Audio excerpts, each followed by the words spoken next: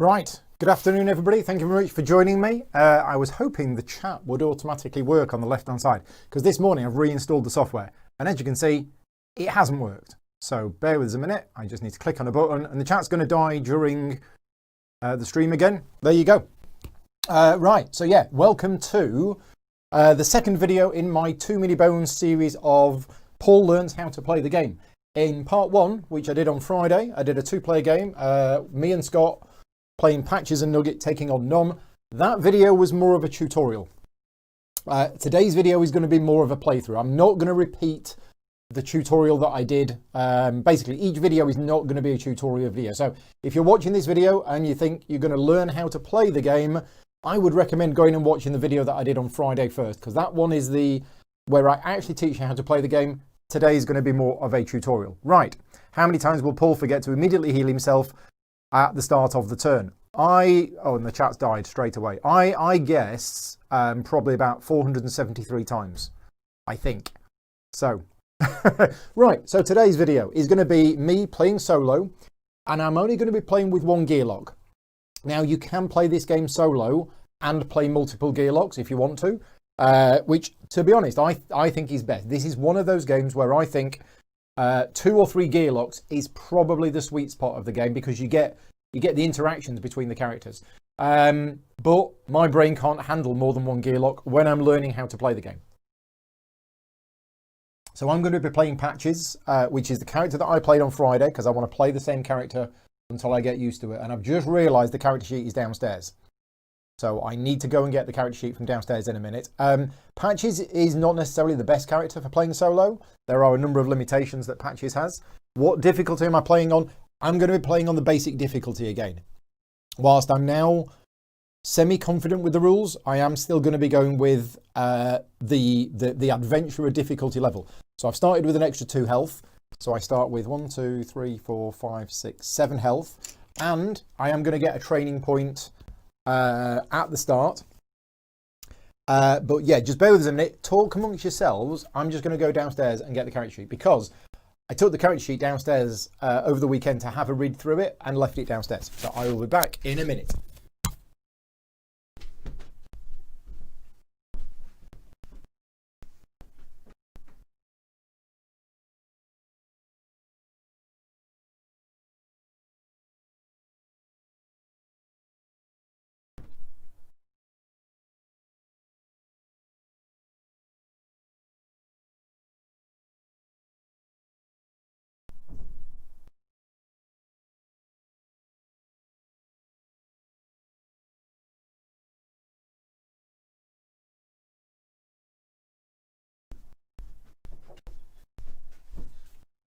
Right, I'm back.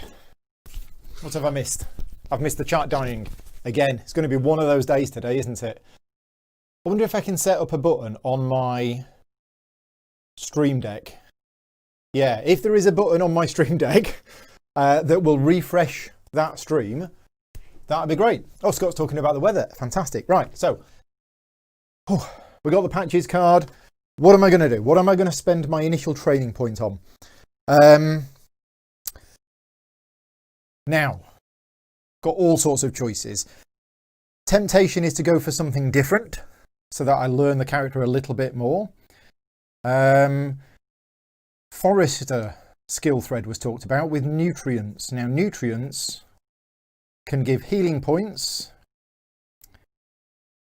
It can also give that, which is to re-roll a medkit or medpack die. So nutrients on its own, if I roll those 2, is not good. I think I might just go for the medkit. Best character for solo in 2 Mini Bones, Paul says, is Gilly. Right, there we go. Or we go down the... yeah, I mean, we've got to get medkit to go for anything else. So let's go for the medkit. Let's go for medkit. There you go. That's the initial skill that I've bought. So we're playing against the Goblin King today. The Goblin King has, let's just put this camera view on. There we go. So the Goblin King has, it's a 12-day encounter, as you can see from here. And we need 8 progress points. So because it's a 12-day encounter, what we have is we have the top 3 special cards, special encounter cards, which is always the same. And then we have 9 of the other cards, because you always use the number of days minus 3. So we have 9 of the solo cards shuffled in, along with the 2 Tyrant encounter cards. There are 2 Tyrant encounter cards in there as well. And the type of baddies that we're facing this time, the trolls. We saw the trolls last time, so I know how they work. But there are 3 new types of baddies that I haven't come across, which I think are goblins, fungus, and beasts. In fact, I've just realised I've not put the... Right, if we get to the 20-point baddies, let me know, because I don't think I've put the beasts in from the 20-point baddies. In fact, have I put the beasts in from the 5-point baddies? I haven't. No, I've forgotten to put the beasts in. Right, so bear with us a minute. I just need to put the 5-point beasts into the 5-point stack. Let's go back to that view. So I was going to say I've prepared all of these stacks in advance, and I have, except I forgot to put the beasts in. Okay, right, so there's the 5-point baddies. Again, we're just using the base set today. I do have... do I have all of the expansions for this game? I'm not sure if I do. I mean, I've got Undertow and I've got Splice and Dice. So I do have lots of extra baddies. But I'm just playing with the base set ones today until I become comfortable with it.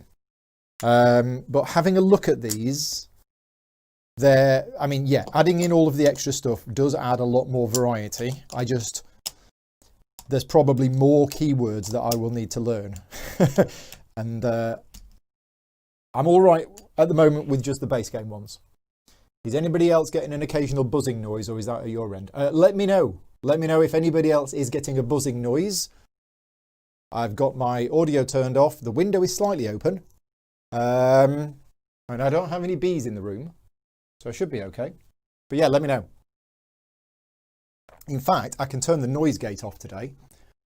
That's what I can do, because there's no other sounds coming from anywhere else. So I will turn off the noise gate. Right, Nick, Michael, and Paul are saying no buzzing. Chris is saying no buzzing. So Scott, it's you. You've got bees in the house. Right, okay. We're gonna make a start. We've spent our training point. We're all set up. I'm going to track my progress with these today. So once I've got 8 of these, yeah, that's when I'm okay. Right. Where's my Garg? Just want to make sure I get this right. Here we go. I can keep these just off camera. Yeah, this works. Right, okay. So, new day. Day 1. Has the chat died again? Yeah, I just saw it off the corner of my... Right, that's the next thing for me to do. Unless... yeah, is to basically work out how I can refresh the chat with a button on my Stream Deck. Because if it is... Yeah, that'd be easier. Ah! Frodo switched account. Right. So, off we go then. New encounter. Day 1. Now, this is the same encounter as last time. So I'm not going to read the flavour text, because otherwise I'll just be reading the same as I did last time. But it's this. We've basically left. And we have a choice of 2 training points or training point and a loot. So I'm going to take the same as last time. I am going to take 1 training point. I also get 1 progress. So I'm going to keep my progress. Where should I keep it? I might keep it here. I'll keep it here. Can you see it there? Yeah, there you go. So I've got, although it looks like it's above the slots, I'll keep my progress here. Right. So I've got 1 progress, and I'm going to get a training point and a choice of loot. So let's have the loot first. And again, just the base set loot for now. Oh, I'm really looking forward to this. Thank you very much for everybody for joining me this afternoon, because this is I turned a corner with this game on Friday. Where I actually, and it's not to say that I didn't enjoy the previous games, but like I said on Friday, I don't feel comfortable when I'm playing a game and I don't know the rules. And on Friday was the first time where it started to click, and by the end of it I was like, this is brilliant. So I'm really looking forward to this today. Right, we have Fortunate Discovery and a mech pit. Training points greater than loot. I know, but I like loot. So I'm going to take the Fortunate Discovery, okay? because the Fortunate Discovery allows me to take, and I've got another view up here. Oh, it's a bit dark, that one, isn't it? Yeah, it's a bit dark, but that's my training board. The Fortunate Discovery will allow me to take this poison dart, which I believe against the bad guy that I'm facing today is going to be very useful. I'm probably going to get another one, but I do like my poison dart, so I think that's right. Select one of your consumables and place it in its spot. It's now available for use. Yes. So they can get discarded. And the chat's died again. Wow, this is... Somebody was asking me on the XSplit Discord channel how many times it crashes. And I said, yeah, sometimes it'll crash once or twice in an hour, and sometimes more, and it's crashed, what, 5 times already? So, yeah, if it does keep crashing, I am going to take a minute to look to see if I can configure a button on my Stream Deck to refresh it. Unless anybody wants to Google that. Can I configure a button on my Stream Deck to refresh a chat window in XSplit, basically? Right, and now we get a training point. Now, I think I'm going to take Dex because Patches is a melee character. Although, yeah, I think I'm going to buy an extra Dex. So to start with, I'm going to buy 1 point in Dex, which is an automatic success. Right, okay. That is the training points, logging the progress, which I've done. I've got 1 progress. I need 8 progress. And now we go into the recovery phase. So I don't need to do any recovering. So I'm going to scout. And we have my dice tray set up here already. So I'm going to scout. I got a 5. So I can scout either the 5-point baddie stack or the 1-point baddie stack. Now, bearing in mind, because I'm solo today, the baddie points is currently going to be 1, 2, 3. It's going to be equal to the day number. I'm going to scout a 5 anyway. I'm going to scout a 5 and we'll see what we see. And the chat's died again. Right, okay, bear with us a minute. I am going to try and see if there is a button on my Stream Deck, and it will be this one. And I'm going to tell this one to... No, I don't think there is. Unfortunately, are you sure you want to replace this action? Do I have an action on there? Yeah, I'm not sure there is. Oh, you can get things to change sources.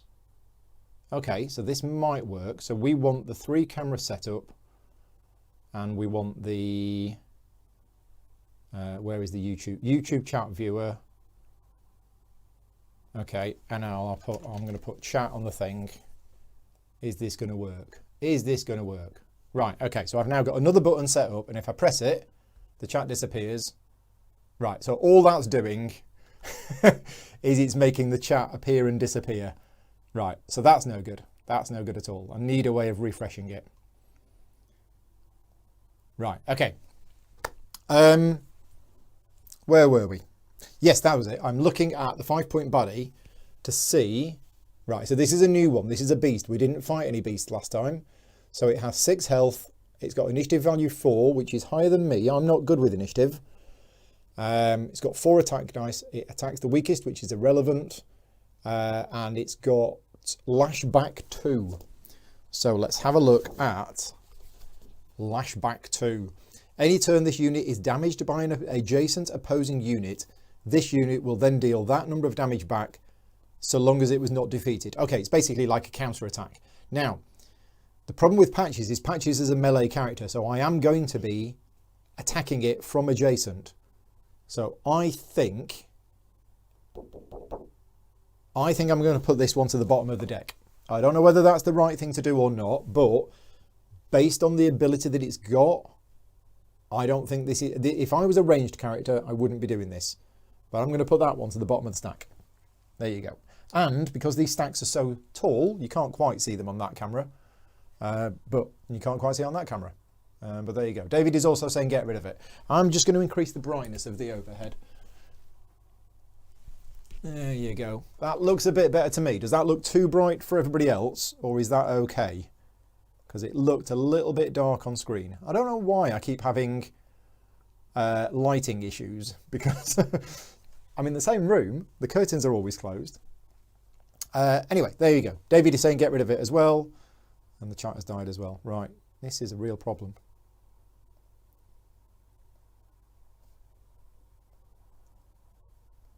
Okay, what I'm going to do, just temporarily, bear with, because this chat disappearing is really annoying me. What I'm going to do is I'm just going to add another chat window. So I'm going to add a completely new chat window here. Right, and you can see what I need to do to customize it. So first of all, I need to connect it to my YouTube channel. So it asks me to log in, and I say log in to gaming rules, and there you go. That has now done, and the chat is there. Okay, and then what I do is, as you can see, I configure it and I adjust some of the other settings. So I will keep the background grey for now, but I'm going to make the text size a bit bigger, hide the user icons, hide the timestamps. There you go. Okay, looks better, brighter. So it looks like the original chat has actually died. Yeah, maybe it's David. Maybe it's David breaking the chat. Okay, so the new chat is there. And what I'm going to do is I'm going to put the new chat over the old chat. And let's just see what happens. Okay. Yeah, let's see if the new chat works. Ian's here. We're just fixing the chat, or trying to fix the chat. And it's grey rather than black. I'll keep that for now. Anyway, where were we?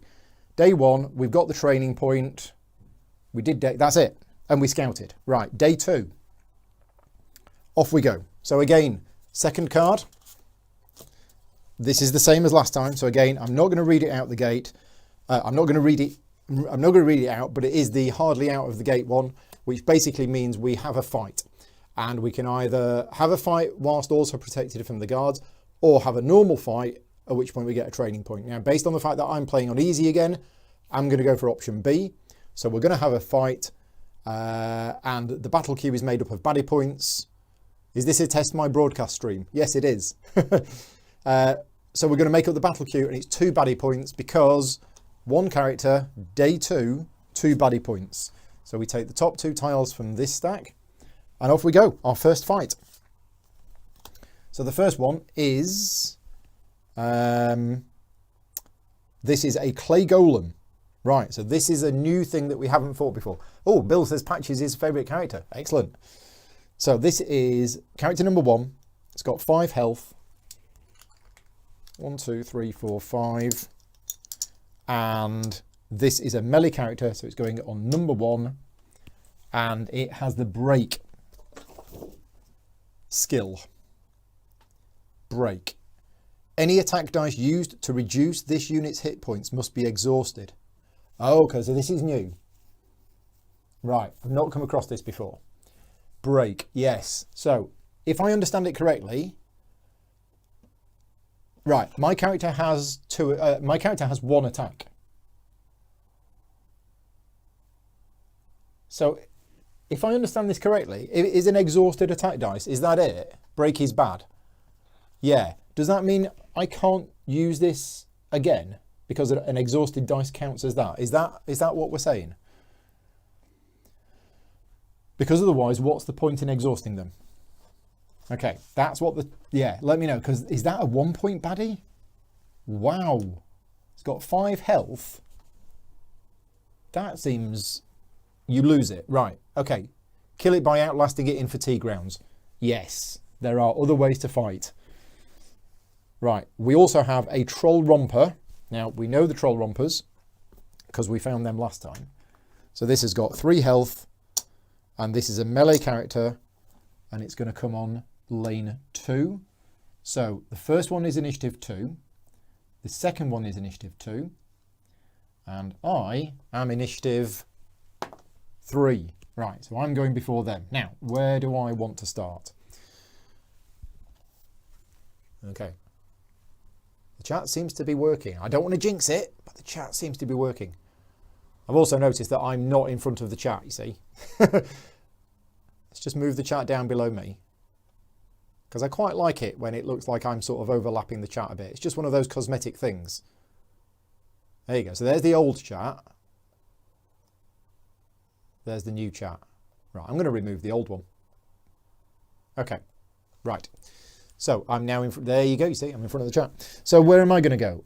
Well, we don't want to go on this one. So I think we're going to go here. Now I've got 3 decks. Now I'll tell you what, I'm going to go here. Yeah, I'm going to go there. That's where I'm going to go. Let's just move these cards off screen so you can't see them. There you go. Let's put this camera on. Right. Okay. And anything with poison is fine. I can poison it, but I mean, I'm probably going to get this back, aren't I?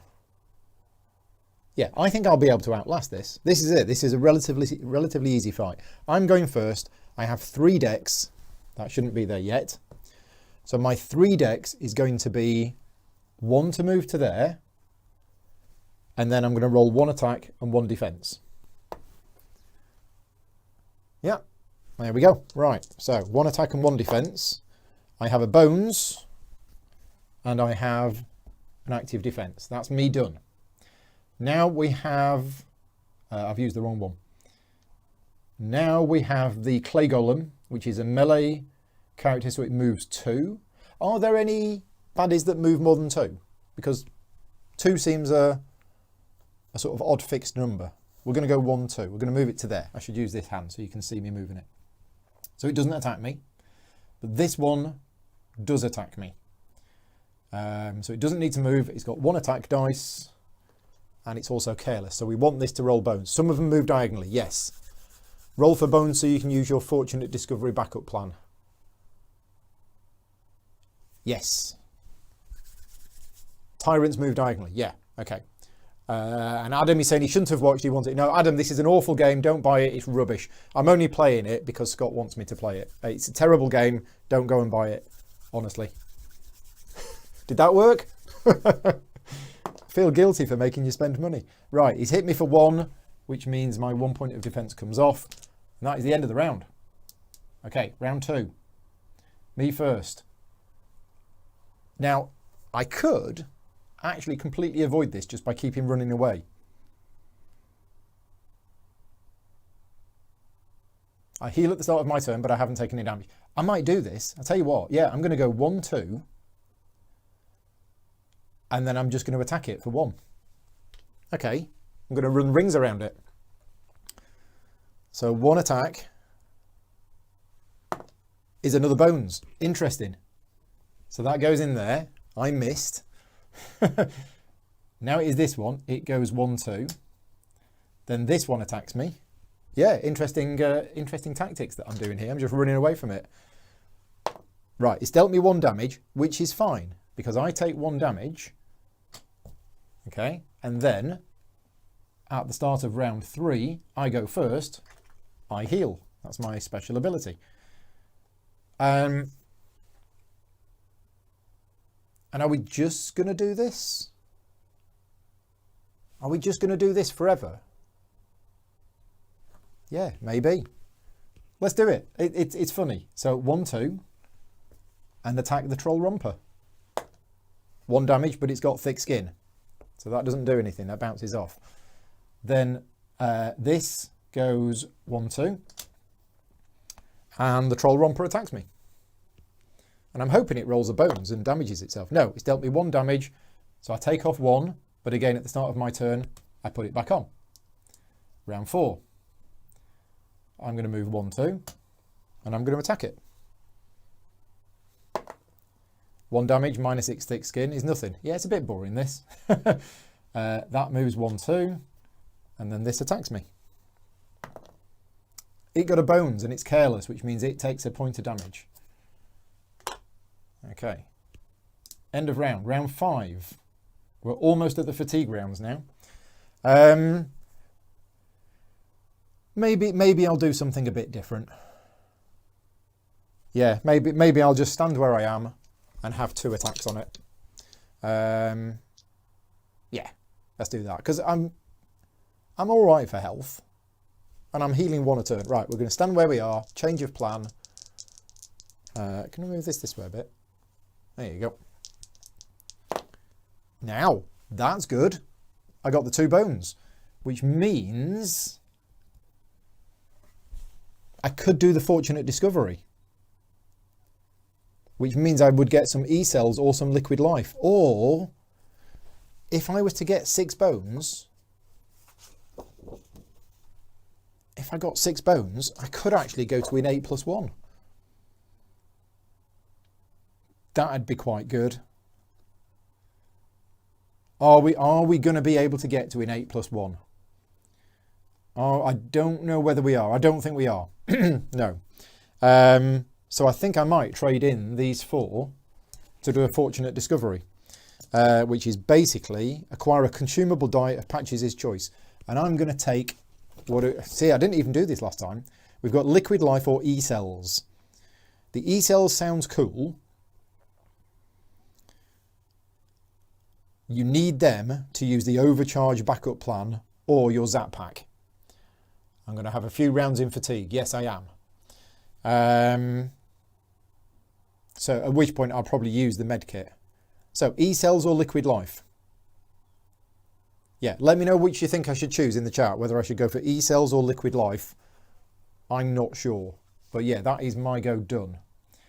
So now it's this one. It moves here and it attacks me for 1. Oops. 1 damage. Okay, that's it. Yeah, it's got no other abilities. And then the troll attacks me for another 1. Okay, and then we go to round 6. So we're at a fatigue round. So at the start of the fatigue round, everybody takes a true damage. Okay, and then on my go, I heal for 1, and then I'm going to have a turn. Out of those 2 E-cells. Shouldn't Paul have rolled a 3rd die? Why should I have rolled a 3rd die? Yeah, I mean, I did only have 1 attack and 1 defense. I could have used the medkit, but I didn't want to because I wasn't wounded. So that's why I didn't roll the 3rd dice. And Kenneth is saying, yeah, use the bones to level up. I was thinking about it, but then I thought, because when I attack this, the attack dice is exhausted. Oh, I could just choose not to apply it. I could have done. Yeah, I could have possibly saved it. Anyway, it is what it is. We've gone for the E-cells. Now, does it come in fully charged? E-cells. Roll when acquired and place in locked slot. Okay, so when I get the E-cells, I've got to roll it. I got a 3. Nice. Okay. We can't use that yet because I don't have anything that uses them. John's here. Hi, John. No need to apologise for being late. Got me a cup of tea. And we're fighting a clay golem, which is really interesting. I'm having to use completely weird strategies to get rid of this. Anyway, that's hit me. Has that hit me? Is that where we are? I've lost track of where we were. Apologies. No, I don't think... I think it's my go, isn't it? Yeah, it's my go. I don't think I've attacked yet.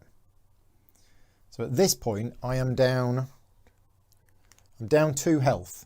So I get 1 back at the start of the round, which I've done. Yeah, I haven't attacked yet. Don't think I want to use the med kit just yet.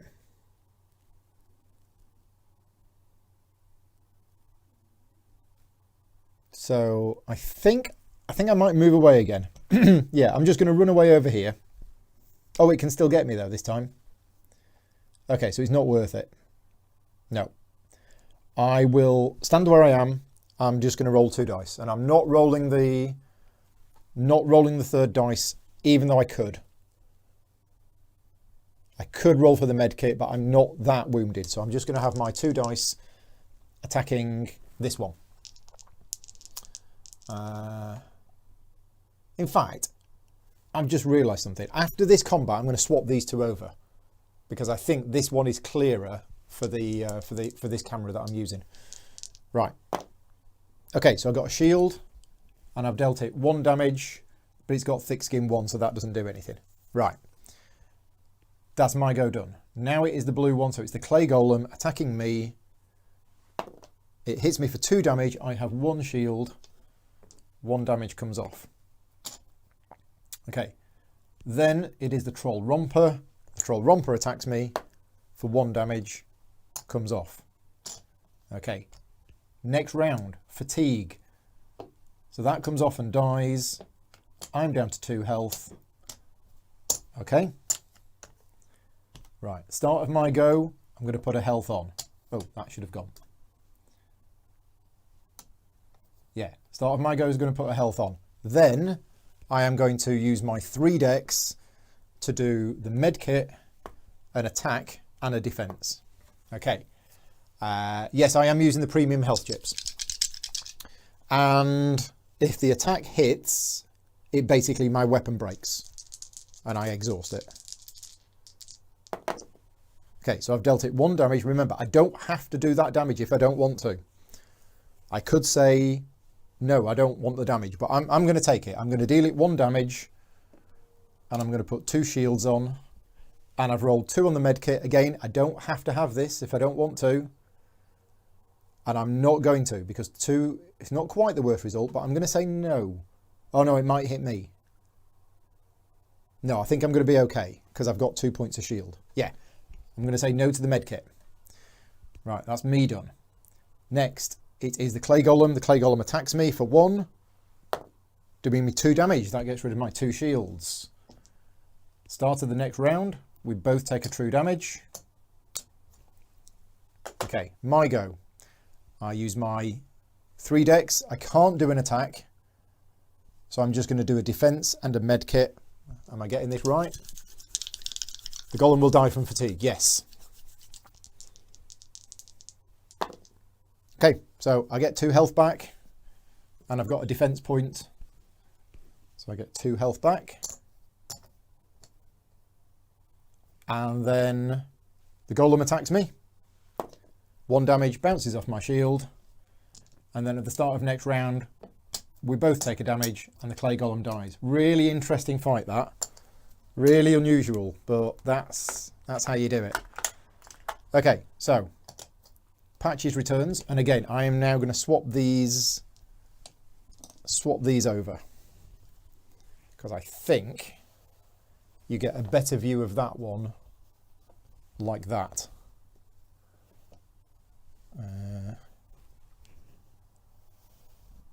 Yeah, there you go. Okay, is that better? I think that's better. So, Patches has returned. Medkit die goes back. The locked dice, I believe, stays. We get a training point and another training point and a loot and another progress. So I'm using these beads for progress. So I got 2 training points and loot. Nice. Okay, I'm going to take the loot first. It's another fortunate discovery. Now, I've already got my other 2. I've already got the poison dart and I've got the E-cells. So that will be the liquid life then. Okay, now liquid life, what do we do with that one? When using liquid life, Patches may roll and apply revive to any gear lock in play or already KO'd. If selected gear lock is already KO'd, right, that looks like it's good with other players. Liquid life, it's got, is it that? No, it's this, revive. Revive a KO'd gear lock to, right. So is liquid life no use in solo? I believe I missed a heal. Did I? Okay, Scott is telling me I missed a heal as well. Okay, there you go. Thank you. I'll have a heal. It doesn't matter because I'm going to rest and recover anyway.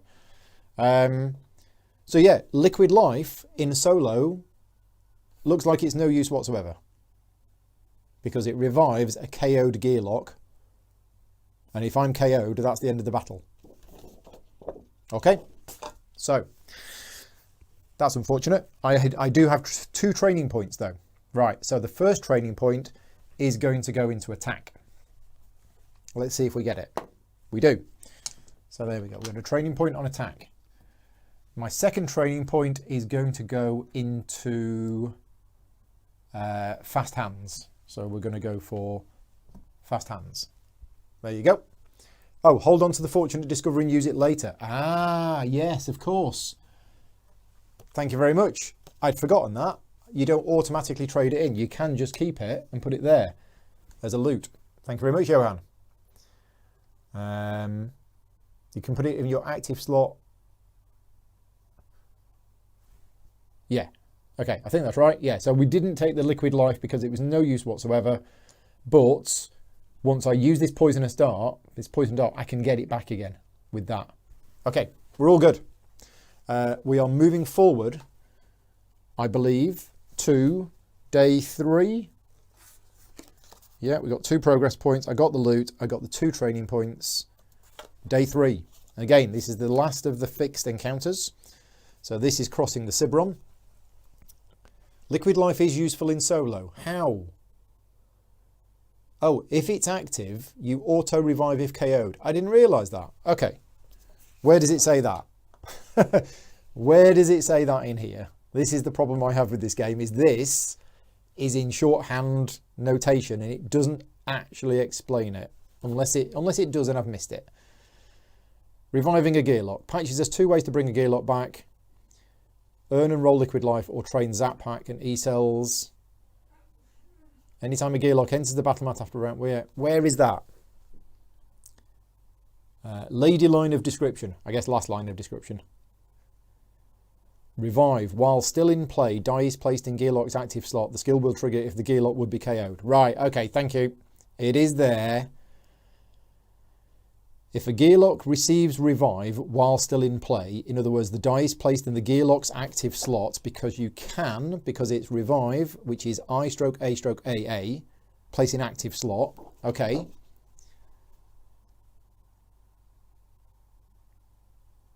The skill will trigger if the Gearlock would be KO'd. Instead, immediately set the hit points to that shown on the revive icon and return. Right, okay, there you go. Thank you.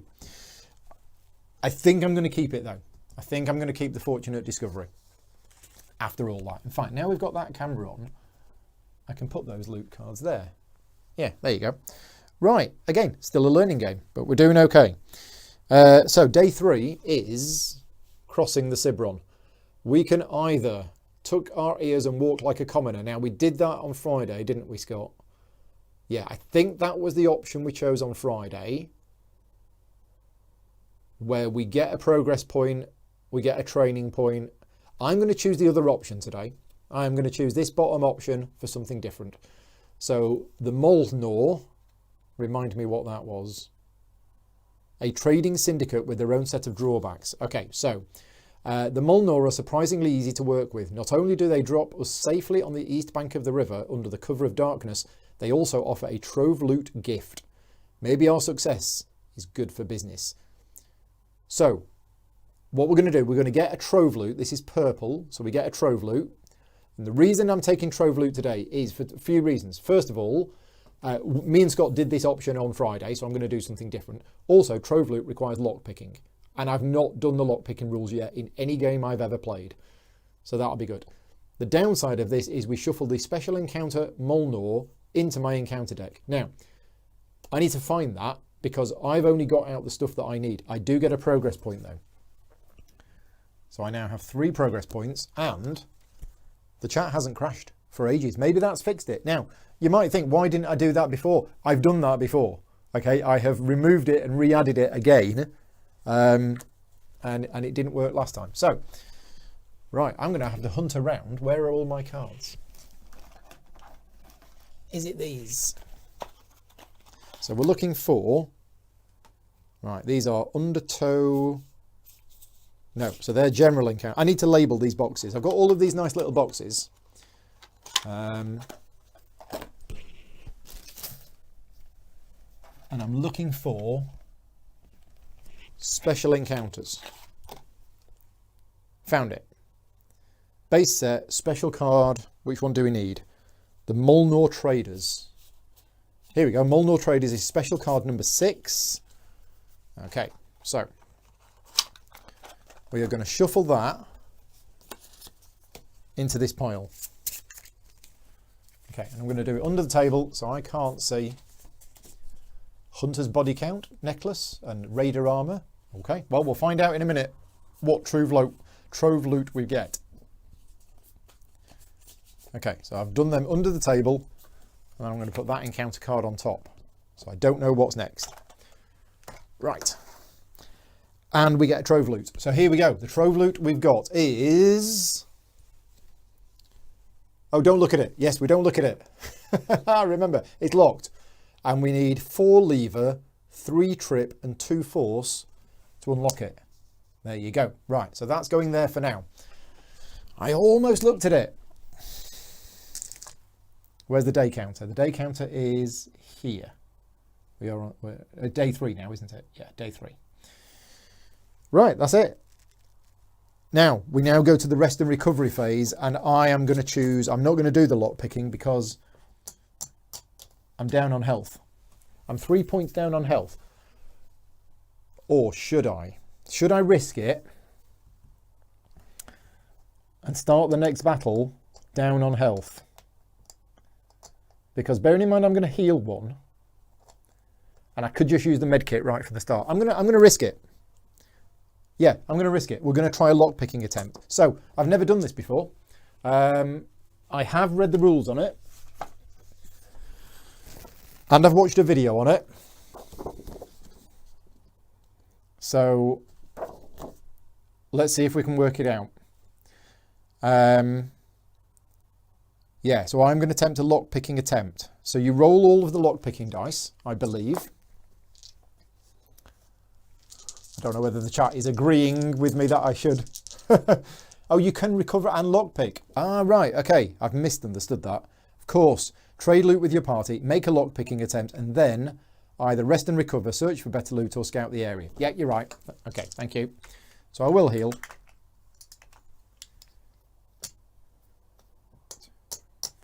4, 7. Right, so lockpicking attempt. I think you roll the lockpicking dice. And we need to do them in order, I believe. You must roll lockpicking dice equal to or surpass the number for the lock you are working on.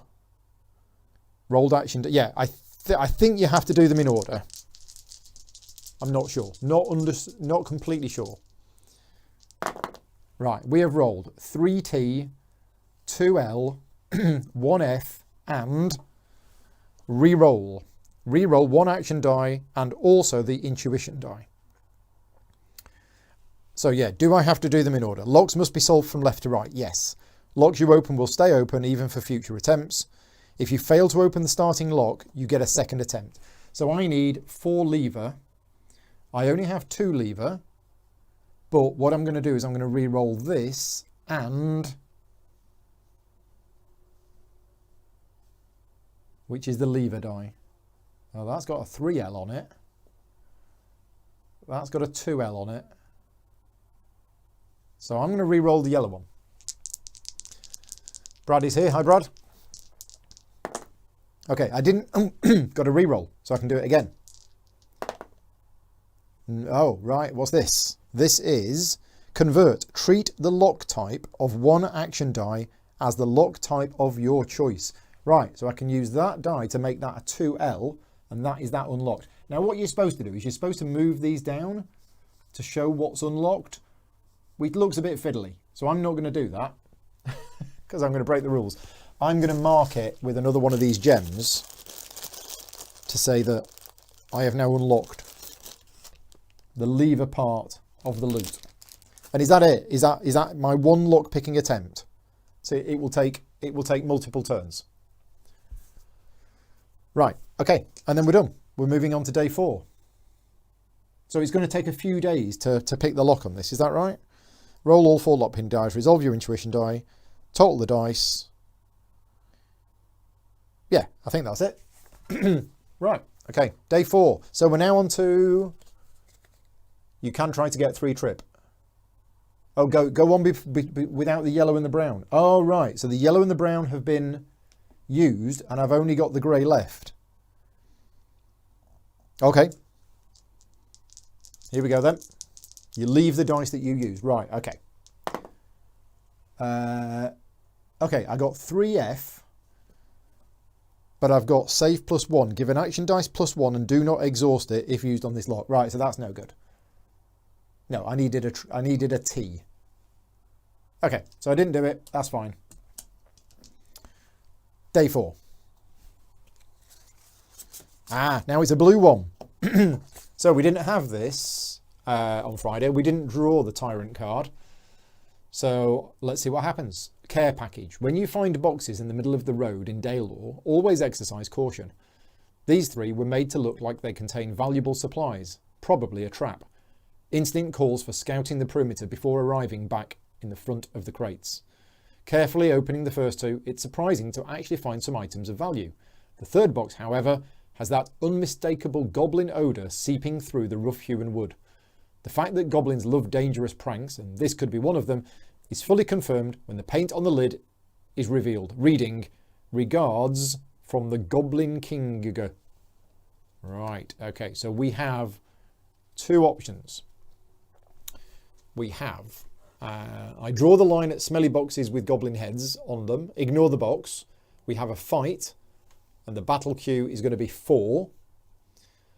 Or we can attempt to disarm. Each gearlock in your party must name a lock type and reach 3 of that type by making a lock picking attempt. If successful, the box is disarmed and the bomb inside can be used later to destroy the Goblin King's bomb inside can be used to later destroy the Goblin King's throne instantly at the start of battle. Treat as loot permanent. If unsuccessful, each gearlock in your party removes 2 hit points before the start of the battle. Okay.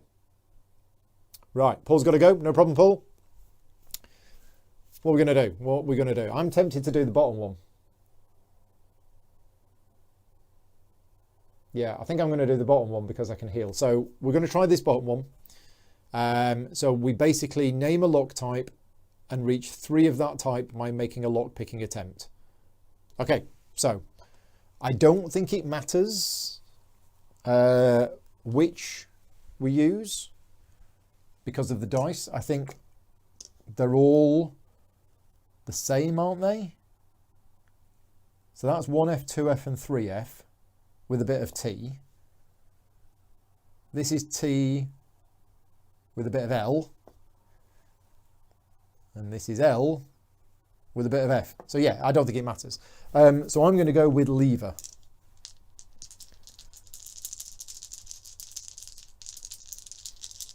Am I doing this right? And reach 3 of that type by making a lock picking attempt. Yeah, so I'm just going to go lever.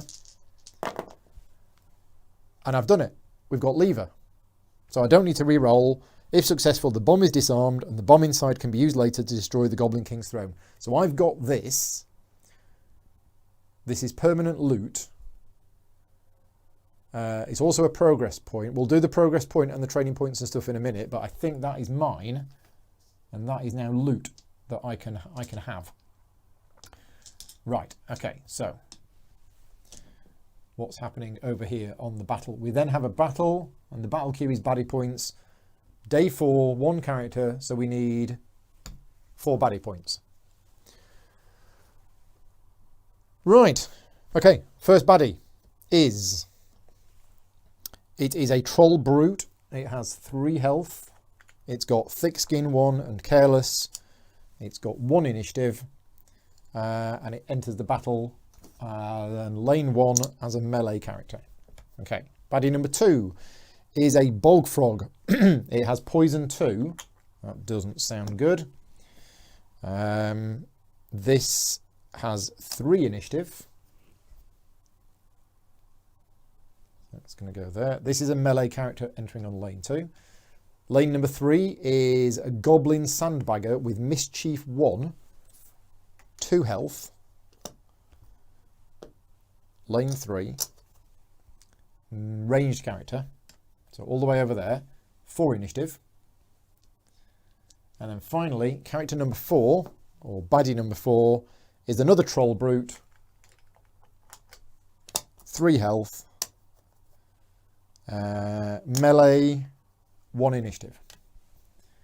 Okay, there we go.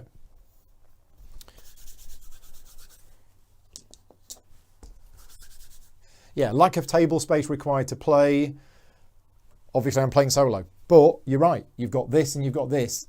Compared to other games, I mean, there's a lot of stuff off camera. There is a pile of stuff off camera, but it's all dice. And then you've got your reference sheets. You definitely need the reference sheets. Right, my initiative is 3. So I'm going between the Goblin Sandbagger and the Bog Frog. Right, let's finish my tea.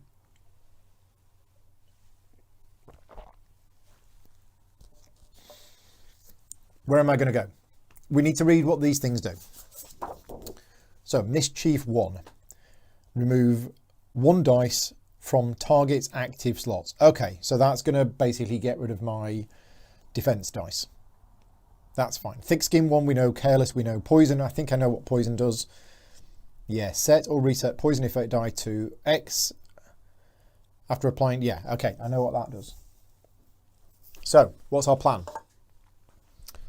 How many bones is too many? Yeah, a lot. Now, if I'm going to get absolutely battered. I'm tempted to go here and get rid of this Goblin Sandbagger as early as possible. So I'm going to start there. Okay, right, we are ready to go. So, yes, the buff HP as well. Yeah, we're ready to go. It is round 1 and it is the Goblin Sandbagger. It has 1 attack and 1 defense, and if it rolls a bones, it's going to do Mischief 1, which right now does nothing because I don't have any dice in my active slots. Right, here we go. 1 attack and it rolled a bones, so it has done its mischief, so I would lose a dice if I had one, but it deals me 1 damage. At the start of my turn, I heal 1, and it's me. Right, I've got 3 decks. So, I'm tempted to just use 1 dex to go there and 2 decks to hit it. Okay, and not use my defense dice this turn. And try and get rid of that Goblin Sandbagger. That's what I'm going to do. David said, good idea, because there's no defense. Yeah. Oh, well, that's 2 damage anyway, but did I roll the bones with that? No, it's 3 damage. That's enough. Gone. That's how you do it. Right. Sorted. Purple, this one. It can't get to me. I'm going to send it that way. Blue is the Troll Brute. That is attacking me for 1 and 1. Okay, 1 damage and a shield. So we put the shield on and I take 1 damage.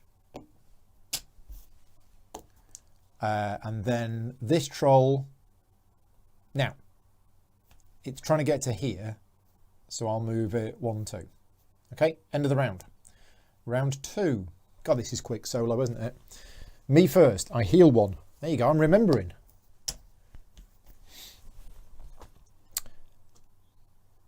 Now then, we don't need to heal, so we don't need the fast hands. I could use the poison dart.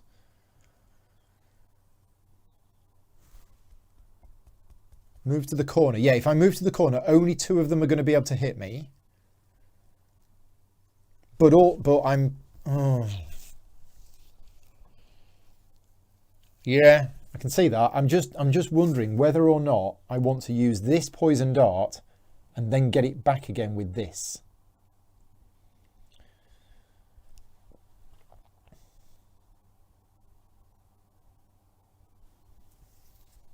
I don't think we want to. I think I want to save the poison dart for when things get a bit more difficult. So yeah, I'm going to use my 3 decks. I'm going to move to here with 1, and this time I'm going to have just 1 attack and 1 defense. And I'm going to attack this Bog Frog. Sean is here. Hi, Sean. Yeah, movement and positioning. Yeah, it's a very tactical game, but also choices of how you spend your decks and what you spend it on is very interesting. So, yeah, this is what we're going to do. 1 attack and 1 defense on the Bog Frog. Okay, so I get 1 defense and I've done 1 damage to it. There you go. Right. Done. Next is purple, which is this. Ah, now it doesn't have any attack at all. I just noticed it's got no attack dice. So literally all it does is the poison. So it targets me and it poisons me for 2. So we need a poison effect die set to 2. Now, how many of you watching in the chat think that the official poison rules are weird and don't use them? Because the official poison rules are, I'm suffering poison 2. What that means is I think I'm going to take damage on my next turn and then it'll go down to 1, and then I'll take damage on my next turn and then it disappears. But the official poison rules are, if I now get hit with a poison 1 effect, it replaces the poison 2 effect. That doesn't make any sense. But them's the official rules, and I'm just wondering how many people play with those rules or change them, because yeah, they don't make much sense. Anyway, yeah, you're right. Poison is a guaranteed 3 damage. It's 2, then 1, and then it's gone. So that's that one done. Blue one moves into here. Doesn't make its defense roll because it's already got a defense, so it just rolls 1 attack and hits me for 1. That does remove the defense. And then the green one moves in and goes 1-2, and still rolls its defense even though it's not attacking me. I believe that's how that works. And it's rolled a shield. So yeah, people say, right, so Bill says, no, I thought it was only if it's greater than the current poison. No, it's not. Miguel says it does. I believe you keep the highest number. No, it replaces it. Yeah, lower will replace higher. I know Scott mentioned it yesterday on the Discord channel, and it's something that I knew, and I thought it was weird then, but them's the official rules. Right, we're done. We're on round 3. So, poison kicks in when? Target takes true damage equal to the effect at the start of the turn. So at the start of the turn, I take 2 damage, but then I can choose to use my healing. So I only actually lose 1, and the poison goes down to 1. Right. So what am I going to do? I'm going to use my 3 dice, and I'm going to do 2 attack and 1 defense. Let's get rid of the lockpicking dice. Lockpicking dice are confusing me. 2 attack and 1 defense, and I'm going to target the bog frog. The last guy doesn't move because he doesn't have a path. Thank you. We found that out on Friday, and I forgot about that. I assume it still rolls its defense dice, though. Where was it? I think it was there. But you're right, it doesn't move because it doesn't have a path. Okay. Stefan's here. Hi, Stefan. Thank you for going in. Oh, nice. Oh, very nice. 3 damage. It's dead. Yeah, nice. 1, 2, 3. A dead bog frog. Okay. So that's the bog frog done, which is the purple one. That can be removed. Where's the yellow one? There's the yellow one. That can be removed. Right. So now it's the blue one. This is attacking me. It's got 1 attack. It's already rolled its defense. So, okay, so from Adam, it was not our intent to actually have this reduce the poison effect from a value of 2 to 1. That's from Adam. It was our intent that the poison effect is reset to the highest possible value. They rewrote the rule as the latest adventure guide. Okay, thank you, Miguel, for looking into that. It does make a lot more sense. Right, so there we go. Official answer. It does keep the highest value. So it's hit me for 1, which comes off my defense. And then the green one now does move in and attacks me for 1 and hits me for 1. Okay, right, next round. We are on round 4. I take a true damage from the poison, but then I heal 1 because of my healing. So that's the poison gone. I then have 3 decks. Again, I'll use 2 attack and a defense. I don't need to use my medkits at the moment. I'm all right for now. So which one are we going to hit? I think, oh, they're both the same. They're both troll brutes, and they've both got 1 defense. So it doesn't matter. I'll go for the green one. 3 damage and a shield. It has thick skin 1, and it has a defense. So that's 1 actual damage. Right, okay. Next, the blue one attacks me. 1, which comes off my shield. And then the green one, It rolled a bones and it's careless, so it takes the damage and it's got a point of defense. There you go. Scott is saying the Splice and Dice Garg still says that lower replaces higher. Yes. The Garg is the Gearlock Adventuring Reference Guide, known as the Garg. Okay. Discussions about rules are interesting. Round 5. I heal 1. Right, I'm going to go for this one. 2 attack, 1 defense, on the green one. Yeah. Oh, I rolled 2 bones as well. Nice. So 2 bones go in there. 2 damage on it. Oh, that's no damage. Because 1 gets rid of that and 1 gets absorbed by the thick skin. Oh. Didn't get it, but I did get 2 bones. Do I want to use the 2 bones? I don't think I do. No, I don't think we do. I'm all right for that for now. Okay, blue one hits me. 2 damage. Ouch. And then the green one hits me. 1 damage and a defense. Right. So now we're on to the fatigue round. So everybody takes the damage, which means that goes.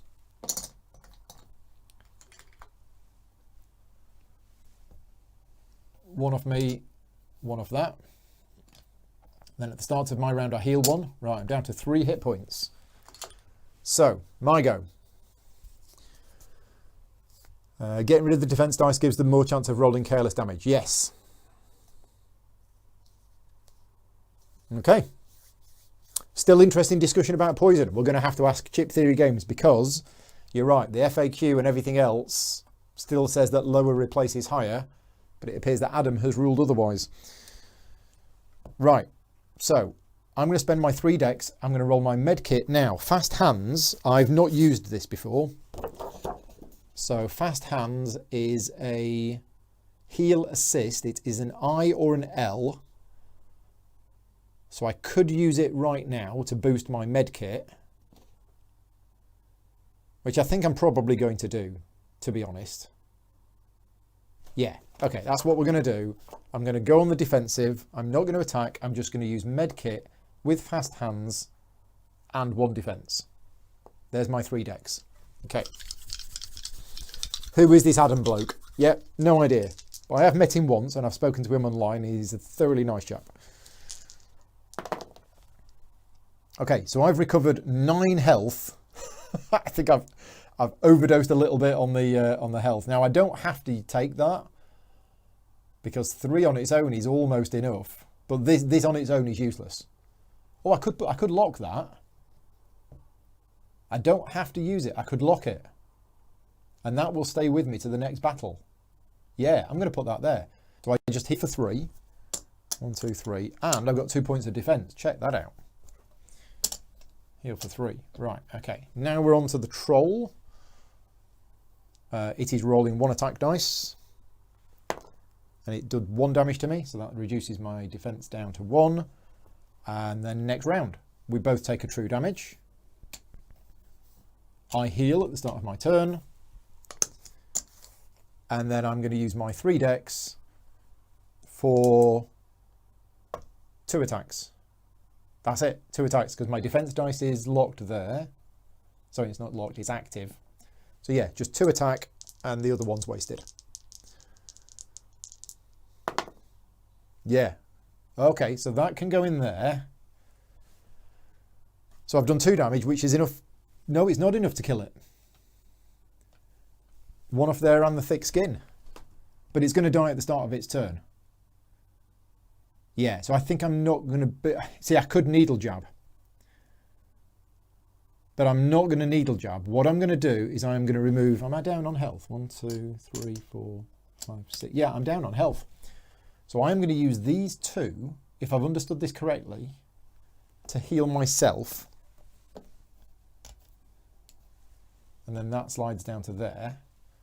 And then on the troll's turn, the troll attacks me and kills itself. and then the battle is over. Okay, I think that's right. I think I was right to use that to get the extra point of healing because I'm now full, which means I can do another option in the recovery phase. Okay, needle jab. Yeah, I didn't need to needle jab because I knew it was going to die at the start of next round. And I figured I had one defense. So I think that was the right move. I think it was. Okay, wow, that was quite exciting. So what do I get from this? I get 1 progress. So we've got 4 progress now. I get a training point and a loot. Okay, so I'll have the loot first. Let's see what we get. We have a multi-tool. During anyone's lockpick attempt, add 1 to an action die result. Nice. Okay, so that's going to go there. 3 uses as well, which is very, very handy because that's exactly what we're about to do. We are about to have a lock-picking attempt. At the end of the day, I got the progress. Oh, training point. Training point. What am I going to train in? That can stay there. That comes back. We could now go for Bonesaw, or we could go for this med pack and zap pack. Med pack is like super healing, and zap pack is deals true damage to a baddie. I think we're going to go to try and get down the zap pack because we've got this electrical charge thing. So we've got that. So I'm going to go for dice number 7, which is a med pack. There we go. That's what we've gone for. Yeah, dex, toxins, possibly. But I've gone down that for now. This means that combats are going to be. I think my general strategy in combats is going to be the just waiting around and surviving. And just using my healing and these to stay alive through the fatigue rounds. That seems to be working, but I will go for more dex next time. Because you definitely need more dex. Right, okay. We've done the training point, we've done the progress, we've done that. We are on to, oh no, recovery. So I did the lockpicking attempt. Yeah, so lockpicking, we need trip. So we're on 3 trip. Can I jump to that skill? I have fast hands. Fast hands, I do have fast hands. It's just, it's locked. Okay, we're trying to get 3 trip.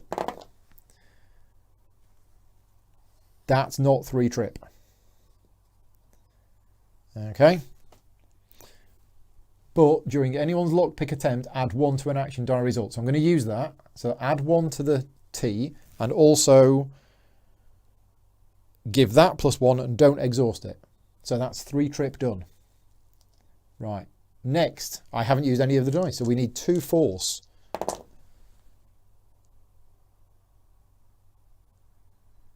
No. That's an L, an L, and a T. Didn't get it. That's a shame. Never mind. Right. So we're almost in there. We are almost in. Distracted by the poison debate. Yes. You can re-roll everything once. Can you? I think that's only on the first one. If you fail to open the starting lock of an attempt, you can make a second attempt immediately once per day. But that's only the starting lock. Once you've opened the starting one, you don't get a free re-roll, I think. I shouldn't have reused the yellow dice. I think I did because I had the save.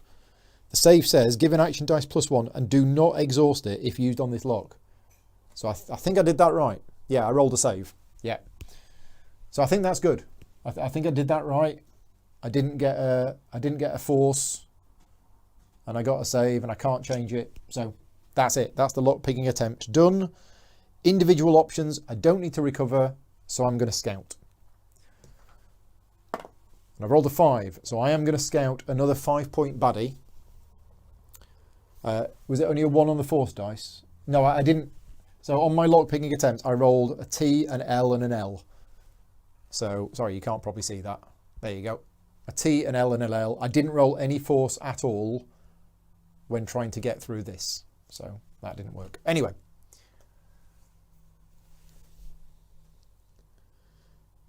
Poison 2 and Rage 2. Now, this is the next baddie we're going to fight. I think I'm okay with this. I think there could be far worse ones in there. So I'm going to put this on top. Okay, I'm going to put that on top of the stack. That's what we've scouted. We know we're facing that, and we're going to day 5. And we're drawing an encounter card. So I have a question.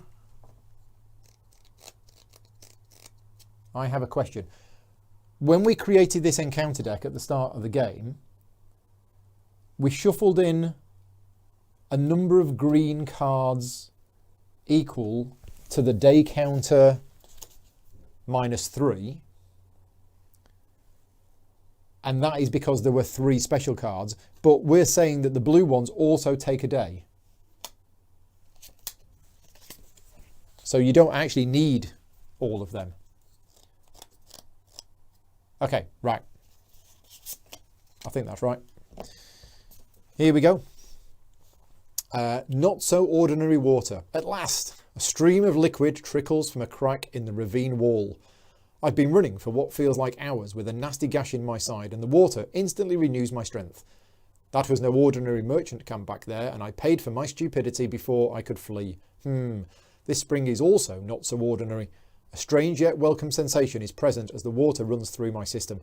Instinct tells me to wash my wound directly, and instantly the bleeding stops. Maybe I should set up camp and allow this water to do its work. But who else knows about this spring? Have I distanced myself enough from those swindling merchants? Right, the choices are, we can have a fight with a 5-point baddie, and we add a 5-point baddie to the battle queue. So that'll be 2 5-point baddies, and place 5 hit points on your prep area to use as buff HP. Oh, okay, because of the stream. Right, so we have a big fight, and if we're successful, we get a training point and a loot. Or bottle some water and keep moving. You may keep this card as loot in your loot area. Place 2 hit points. I think we're going to go for the top one. Let's have a big fight and see what happens. Okay, so you don't know if you'll get another tyrant encounter. Right, okay. Yep, I see. So there's more in there than we need.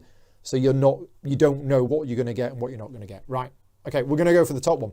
We are going to stay here for the day, and we're going to have a big fight. So we need a battle queue made up of 5 baddie points, because it's day 5. And we're going to add a 5-point baddie to the battle queue. So it's 2 5-point baddies, but I get 5 hit points as buff in my prep area. 1, 2, 3, 4, 5. There you go. Buff HP, 5-point baddie, and another 5-point baddie. So the first one is the Manticore, 6 health. 1, 2, 3, 4, 5, 6. Baddie number 1. Which is a ranged baddie, and it goes here. I need to come off the board. Baddie number 2 is a Troll Enforcer. 5 health, thick skin, taunt. I think we fought this on Friday, Scott, so I think I know what this does. And I don't think that taunt is going to affect me at all, which is good. Okay, so initiatives. Number 1 is on 3 initiative, and number 2 is on 2 initiative, and I am on 4 initiative. Nice. Okay, so where am I going to start, and what is my plan? Now that Manticore has got poison. I think we need to get rid of that Manticore as soon as possible. I think so. Use the dart so you free up a loot space. Yeah, I think the dart is going to have to go on the Manticore. Now that's going to deal some poison damage, which could be 1, could be 2, or could be 3. And the 2 is actually 3, and the 3 is actually 6. Do we put the poison dart onto the Troll Enforcer because it's got thick skin? I think maybe we do. I need to be as close as possible to this. Now the poison dart, I think that can be applied to anything. I don't think that has to be my target. Yeah, anybody. So I can hit one of them while throwing the poison dart at something else. What skills did the Manticore have? The Manticore has poison and rage. Rage basically means it gets more attack dice the more it's wounded. So this doesn't have any attack dice normally. There we go. Yeah, this doesn't have any attack dice, but if you hit it, it gets wounded and then it does have attack dice. Yeah, so buff HP doesn't protect from true damage. Okay, yeah, thank you.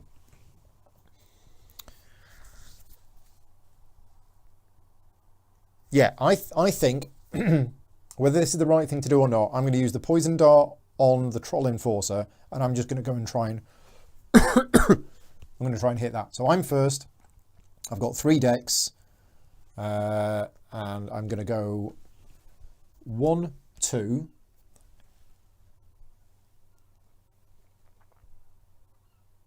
Oh, it means I'm not going to hit it at all. No, and then the poison dart. Yeah, 2 to move, 1 for the poison dart. That's it. Okay, so we're going to throw the poison dart at the troll. And again, I don't have to keep this. If I choose not to, I can just put it back in here and roll it again next time. Which is a bit unrealistic, but I can see why. We've rolled a 2. So that's actually going to be 3 damage. Now, are we happy with the 2? Yeah, I'm happy with the 2. Because we could be here forever rolling otherwise. So, poison 2 on there. And that's my go done. So the Manticore puts a poison 2 on me.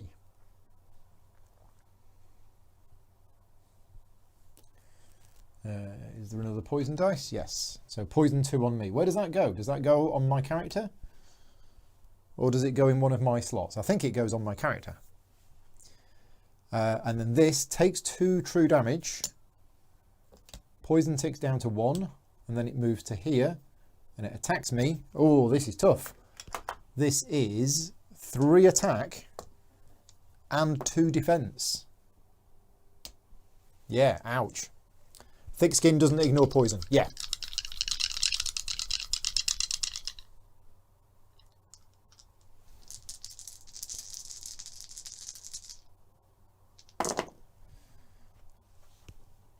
Right, so it's got taunt and it's got a defense. Look at that, 3 bones.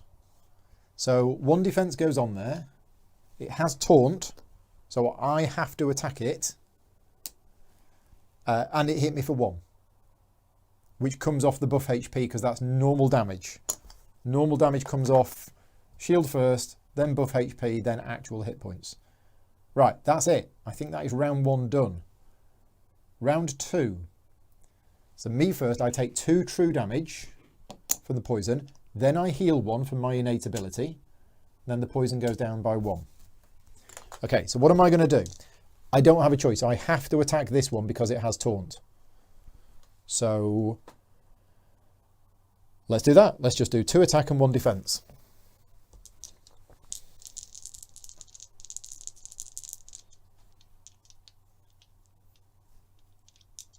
Yeah. It's got thick skin. It's got a defense. But this is fine.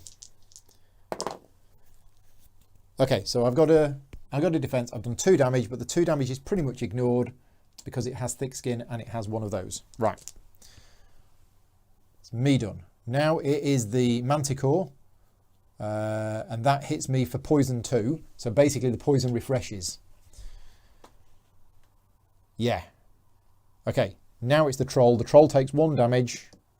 The taunt disappears. And then it's going to hit me for all of this. Ouch. Ouch, ouch, ouch. Right, so taunt has gone on again, which is fine because I was going to hit it anyway. And a 1 defense goes on. And it's hit me for 4. Oh dear. It's hit me for 4. Minus that. Minus 3. Okay. We're done. Round 3. This is brilliant, this game. I'm really starting to enjoy this now. Just the learning curve was one of the biggest I've had. Right, round 3. Me. I take 2 damage and then I heal 1. Yeah, this healing is absolutely essential. So we're going to have to attack this. I have no choice because it's got taunt. So again, 2 attack, 1 defense.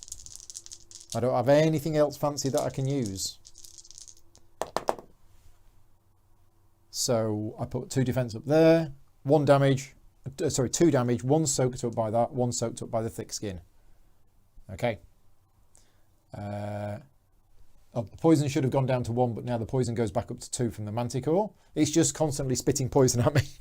Then the troll, the taunt goes, and it attacks me. Yeah, I just got to hold on. Wow. So only 2 damage, but it taunts again. No defense this time. That's the important thing. Ah, the chat's died. Right, okay, so it didn't fix it, which is a shame, but at least it wasn't going every 10 seconds. Yeah, there we go. Yeah, fatigue can be your friend here. That's what I'm thinking. We've just done the troll, haven't we? Yeah, so round 4. I took 2 damage, then I heal 1. Poison ticks down to 1. I'm going to attack the troll because I have no choice. 2 attack, 1 defense. But it's not got any defense this time. Got it. No, I didn't get it. 2 damage minus its thick skin is 1 damage. Oops, oops, oops. Taunt. Poison. Right, okay. Manticore poisons me again. Troll attacks me.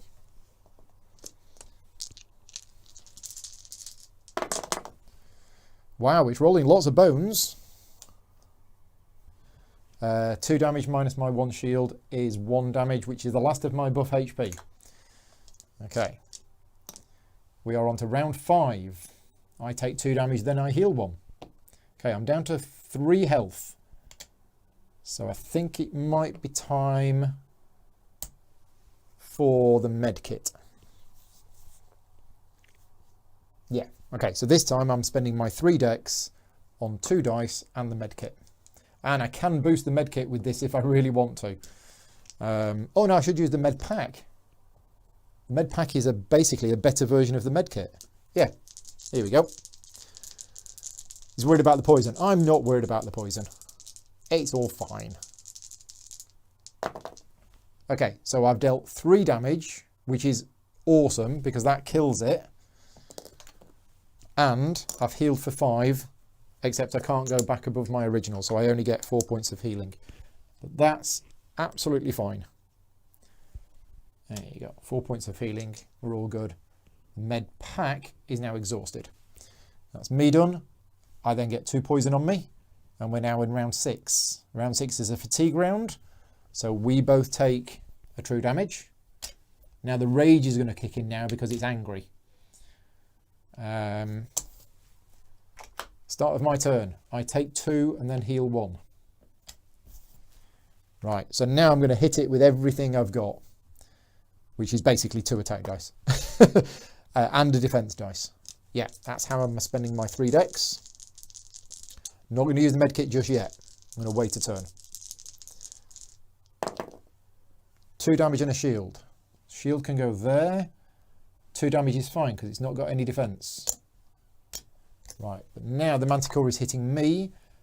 Normal attack is 0, but because it's got rage 2, it's 2 and it refreshes the poison. 2 damage minus 1 shield is 1. Okay, start of next round. That takes a damage, I take a damage. Then at the start of my turn, I take 2 damage and then heal 1. Down to 2 health. Poison ticks down to 1. And this round, I am using my med kit, and that is my 3 dex. Rages if not at full HP. Yes. Okay, 2 damage and I've healed for 2. That's enough. Yeah, that's dead. Healed for 2. And then the battle ends. Oh, nice. They want to go back up there. That goes back to there. These come back to here. That's consumable, so that actually goes. That's not exhausted. But then I am going to use this fortunate discovery to get it back. And then I have to do I roll it again? No, I roll it when I throw it. Where's the medkit? There's the medkit. Right. Okay. I think that's it. Are we done? Better off saving the boost. Which boost? Right. Cool. Right. What were we doing? That was this card. So what do we get from that? We get a training point, another training point, and loot, and a progress point. Okay, so progress point is 5. Let's get the loot first. We have drawn. It's a fortunate discovery. So there's a lot of them in there, I think. Right, 2 training points. So we're going to go for decks. We definitely need more decks. And I'm going to go for the zap pack. Okay, starting to get good now. We have a zap pack. We also want the toxins as well. Toxins is basically going to poison my targets. But I think we're going to go with the zap pack for now. Because I've got 3 charges on the E-cells. So, yeah. Who shuffled the loot deck? I did shuffle it. Let's shuffle it again. But it does seem like there are a lot of fortunate discoveries in there. Right. We're going to end this day and then I'm going to mention the contest. The giveaway contest and the Patreon stuff. Which I didn't mention at the start. But I'll mention it now. Right. We're going to finish this day. We are going to try lockpicking attempts. So we need 2F. Got it. 1F, 2F. It is open. Right. Okay. So we're going to see what we get. Are we ready?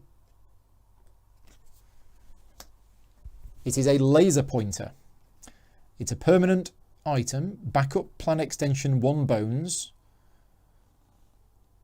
Reduce your target's initiative by 1 spot on the ini meter. Right.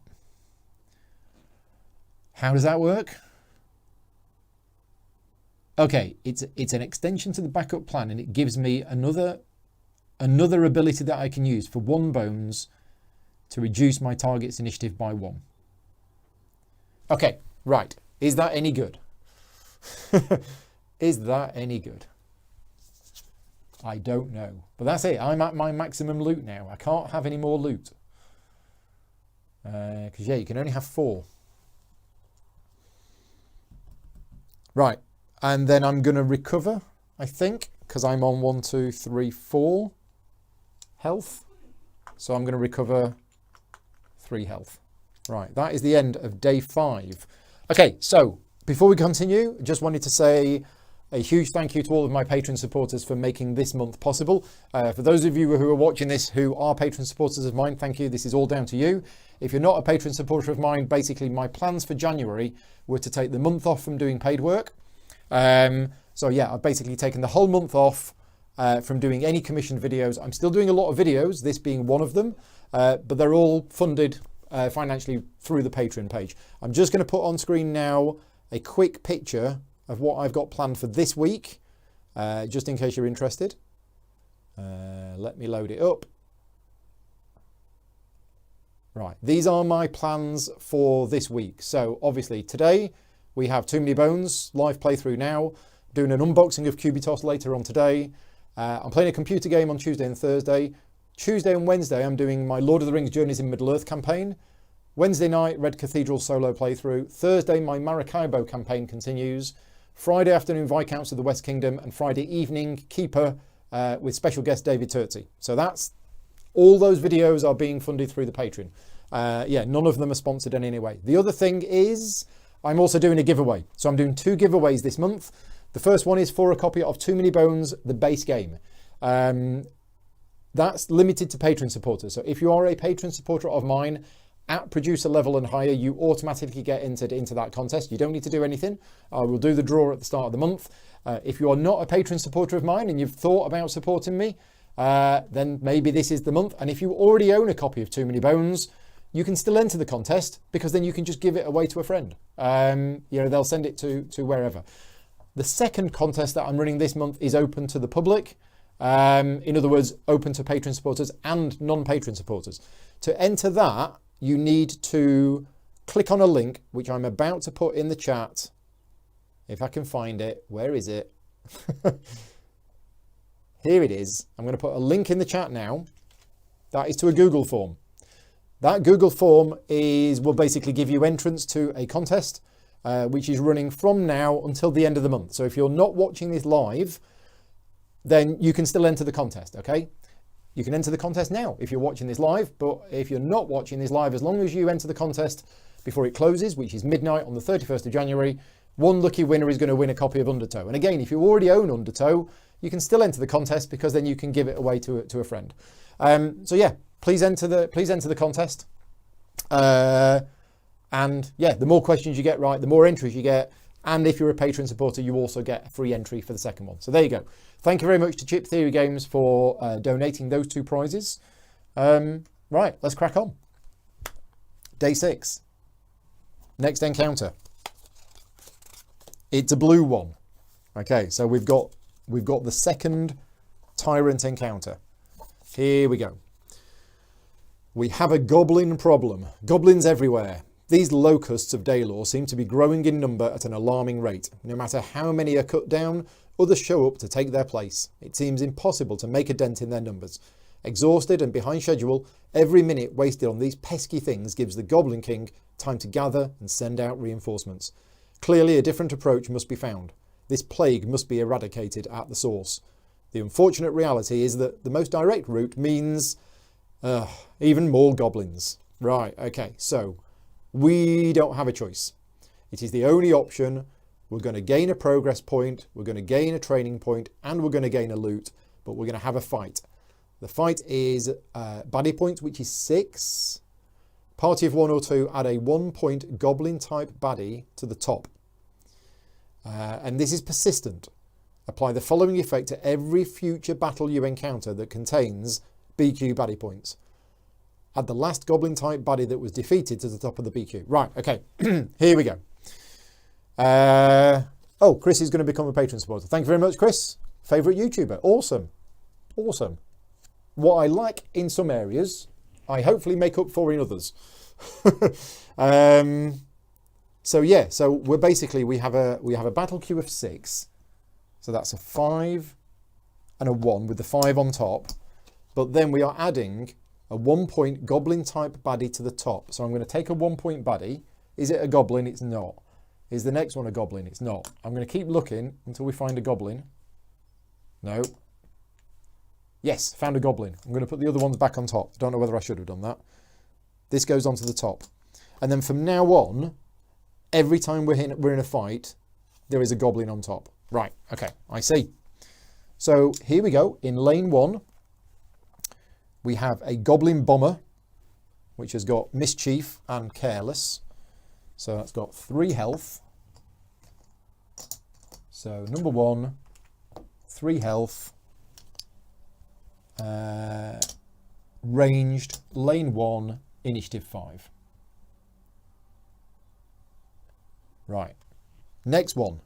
It's a troll enforcer. Now that's good because we know how that works. Lane 2. Troll enforcer, melee, initiative 2. Okay. And then the third one is a troll romper. 1, 2, 3. Lane 3. Melee, initiative 2. Okay, and my initiative is 4. Okay, right, are we ready?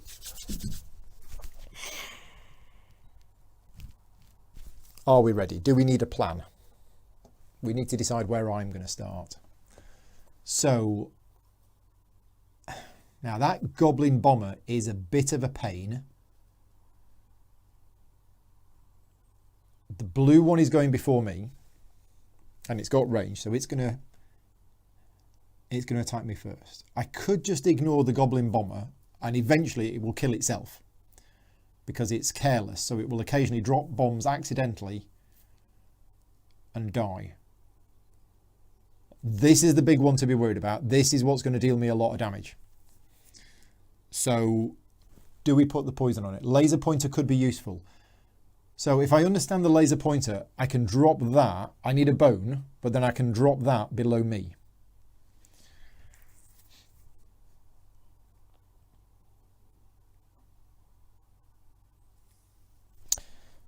I'm tempted to start here.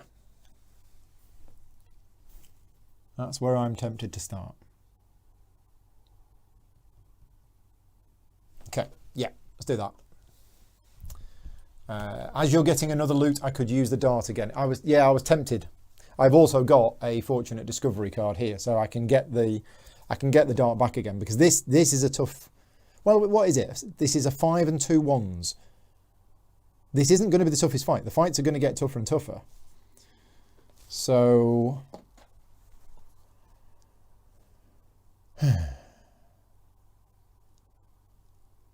yeah.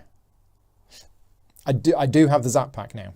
Let me just read the Zap pack again, because I've never used this before. So, Zap pack. When using the Zap pack, the Negi Zap. When using the Zap pack, the Negi Zap result is used on baddies, and the Posi Zap is used on gearlocks. So the... Where is it? Where is it? The Zap pack, here we go. So if I roll the Lightning Bolt 3 or 4, that is the Negi Zap. It deals that much true damage to a baddie. Or there's the other one, which is the Posi Zap, which is there. Revive a KO'd gearlock to full HP. And again, that's I use instantly. Okay, so the Zap pack isn't actually that good in solo. Unlike the other one, which was the other one, the Liquid Life. Unlike the Liquid Life, which you can put in your active slot, this one, the Zap pack, is only instant. I could use the dart to free up a loot slot. Yeah. Yeah, so I was hoping the Zap pack would actually be better for me, but never mind, never mind. You live and learn. Okay, so yeah, I think we're gonna use the poison dart again. I don't know whether to use the poison dart on this one and just get rid of it, but actually it's only got one attack. No, I'm going to use the poison dart on this one. Yeah, so it's the blue one first. Off we go. I'm getting attacked by the Goblin Bomber. It's 1 damage. That comes off me, which I then heal straight away. Because at the start of my turn, I heal 1. Interestingly enough, if you look at this, this has actually got 2 people on it. So it would attack multiple people. And presumably the difficulty of the baddie is factored that in. So in a solo game, this is actually an easier one. Because it would normally attack 2 people. E-cells is good for the backup overcharge. Yes, which I haven't used yet. That's there. Right, my go. So I'm going to use my 4 decks. 1 to go there. 1 to throw the poison dart. And 1 for attack. And let's go for another attack. So 2 attack, a poison dart, and a move 1. I could roll the defense dice, but I'm not going to. And we're going to target the troll, and we're going to target the troll with the poison dart as well. Yeah, the colour is a bit off on the side view. Yes. Yes, I'm aware of that. I can try and fix it. Which is the side view camera. That's this one. Settings. Okay, which way do I go? Do I go this way? Is that better? Yeah, that's probably better, isn't it? Yeah, does that look better? Looks better to me. Right, here we go then. Okay, I got 2 poison, which is not bad. And I did 3 damage, minus its thick skin of 1, so it takes 2 damage. Okay, that's going to be dead. I can just leave that. Awesome.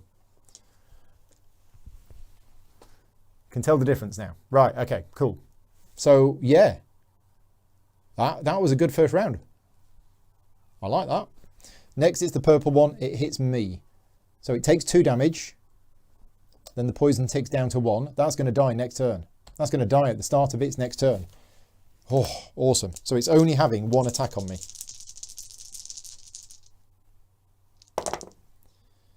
Okay, well, it's rolled loads of... Wow, look at that. What a way to go. Compared to the previous troll, who was rubbish, this one has got a pile of defense and has done 3 damage to me. 1, 2, 3. Yeah, wow. Right. Then the yellow one moves 2. 1, 2. Okay, done. Next round. So round 2, the Goblin Bomber attacks me. 1 damage. Then my turn. I heal 1. Okay, and then I'm going to spend my 4 dex. I'm going to go 1, 2.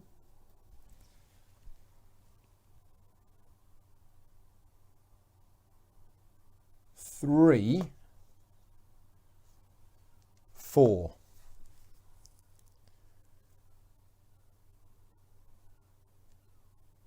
Yeah, I think that's what we're going to do. I killed its friend, yes. Okay, so I heal for 1. I don't want that. I'm going to put that back. That's a rubbish result. I've just dealt 1 damage. 1 damage. Done. Okay, next is the purple one, which takes the damage and dies. And then this one goes 1, 2, and hits me for 1. Oops. Which is 1 damage. Okay, so I'm down to 3 health. Right, round 3. Goblin Bomber. 1 damage. Then I heal 1. Right, my turn. Let's use the med pack, actually. Yeah, this fast hands doesn't actually seem that useful. I mean, it doubles. It triples one of these. I could have used that with that for 3. Yeah, I could have done. I'm going to use the med pack, 2 attack and a defense, and we're going to go for the mischief. We're going to go for the Goblin Bomber. Yeah. Okay, so I've healed for 5. I'll have that. Thank you very much. I've rolled the bones, which can go in there, and I've done 3 damage, which is enough to kill it. Okay, this is more like it.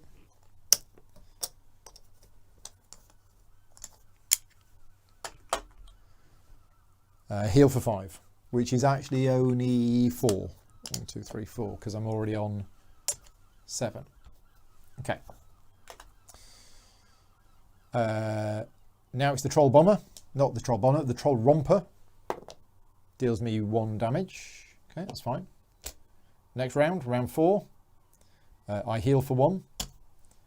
And then I'm just going to hit it. So 2 attack, 1 defense, and nothing else. Nope, nothing else. 2 damage and a bone. Bone can go in there. 2 damage minus its thick skin is 1 damage. And now it's attacking me. 2 damage, ouch. Okay, round 5. I heal for 1. And then I'm going to do 2 attack and 1 defense.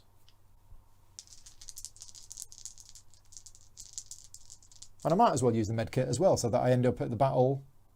If this is going to kill it, I might as well use the medkit as well, because I've got 4 decks. Ah, interesting. So I've got 2 bones. I've done 1 damage, which is absorbed by the thick skin, and I've healed for 2. 1, 2, 3, 4, 5, 6. So that's a heal for 1. So I could, if I wanted to, blow these 4 and get a fortunate discovery and get the poison dart back. Why am I exhausting it? That should be spent. Or I could just needle jab it and be done with it.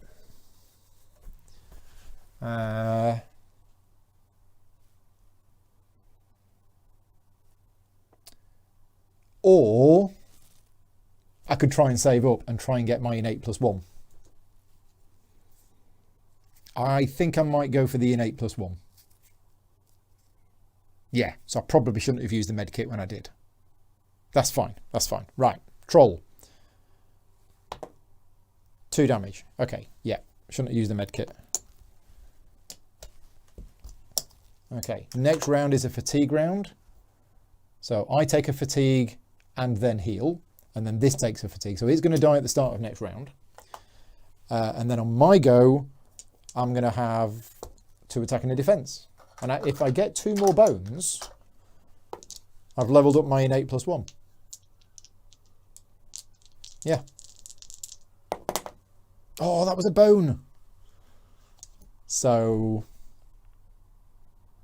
yeah, I might as well kill it and use the fortunate discovery to get my poison dart back. Okay, I think that's it. I think we're done.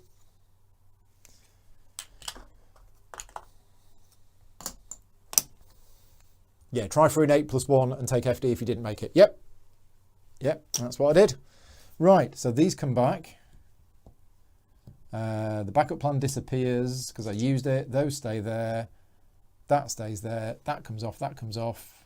Combat goes to round 1. And let's have a look at the card. So the card was a progress point, a training point, and a loot. So progress point, we're on 6. I'll have the loot first. Now the problem with this is that I'm going to have to discard down. So we'll have a look at what it is. It's another fortunate discovery. So I'll just use that to have my liquid life.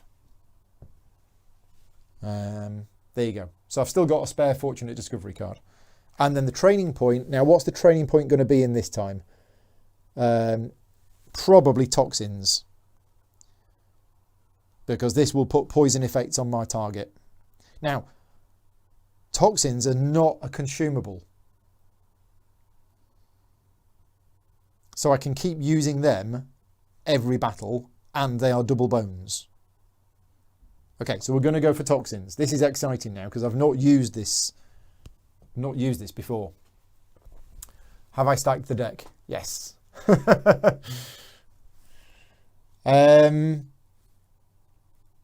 Right, I think that's it for day 6. We now go into the rewards, which we've done. Lockpicking, we can't do. Recovery. I am down a bit on health. I'm down 2 on health, so I'm gonna recover rather than scout. I'll tell you what we could do. I could actually scout for treasure. No, I'm gonna recover. I'm gonna play it safe. I'm gonna recover. Right, day 7. How are we doing for time anyway? What time is it? 3. So we've been playing for what? Nearly 2 hours? Yeah, it's coming up for 4 o'clock, so almost 2 hours. Feels like less. Feels like we've been playing about an hour and a quarter, hour and a half. But I am taking it still fairly slow because I'm still sort of learning and checking the chat. Progress points. Yeah, so once we have 8 progress points, we may voluntarily attack the Goblin King, and we have 12 days to do it in.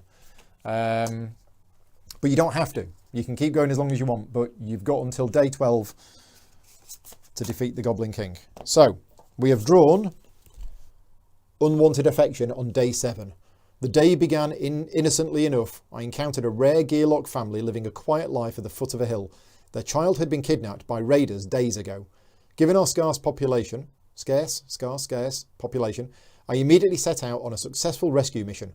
Now I'm back, and the parents are applying heavy pressure. Our little one will be safer with you than us.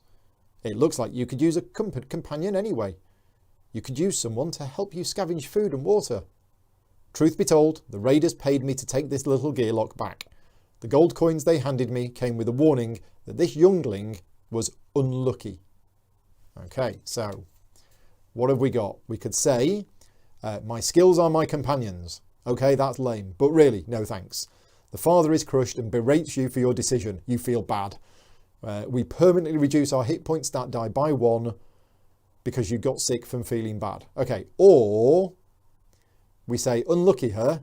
Does that mean it's unlucky to say no? You reluctantly agree, and you and your new buddy prepare to head out. That is, until your new best friend trips and drops your pack down the well, by accident, of course. Choose 3 skill dice to exhaust at the start of your next battle. Right, whichever choice we make, we get a training point and we get a progress. But what do you think? How many peaceful days have there been? Not many, but this is a peaceful day. I just don't know which one of these to select. Reducing my hit point stat die by 1 is bad, but also I don't fancy exhausting 3 of my skill dice at the start of the next battle.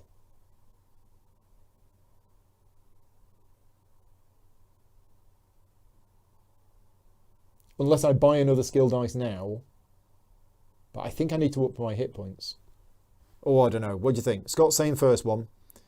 Are you allowed to train toxins? Yes, I am allowed to train toxins. If we look at my sheet, he says, okay, both of the toxins you can see have a star on them. So the green bar just means they are connected. They are part of the forester skill tree. But because they have a star on them, anything with a star on them you can have. If there isn't a star, you need to follow the arrows. So yeah, I can have toxins and nutrients. It doesn't matter which one you start with. So option 1, people are saying, okay, so that's what we're going to do. We are going to, we're going to say, sorry, mate, we reduce our hit point stat die by 1, but then as the training point, I am going to increase my hit points. So my hit points go back up to 7 and we get a progress point. There we go. Right, that's that done. I'm going to need some more gems. Where's my gems gone?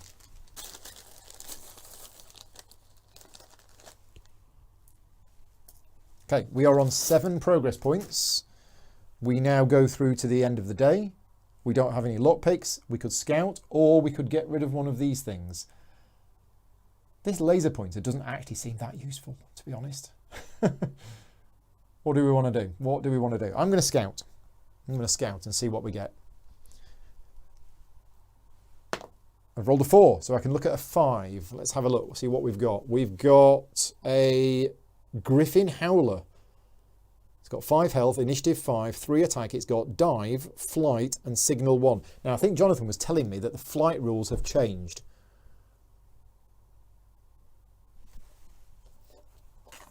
So, what does dive do? If the flight effect die is active on this unit at the start of its turn, immediately place this unit adjacent to the weakest available opposing unit. Flight at the end of this unit's turn, place a flight die effect on it. If this effect is already there, remove it. While in flight, it's untargetable. And signal 1, at the start of this unit's turn, add a single lesser baddie to bottom of BQ.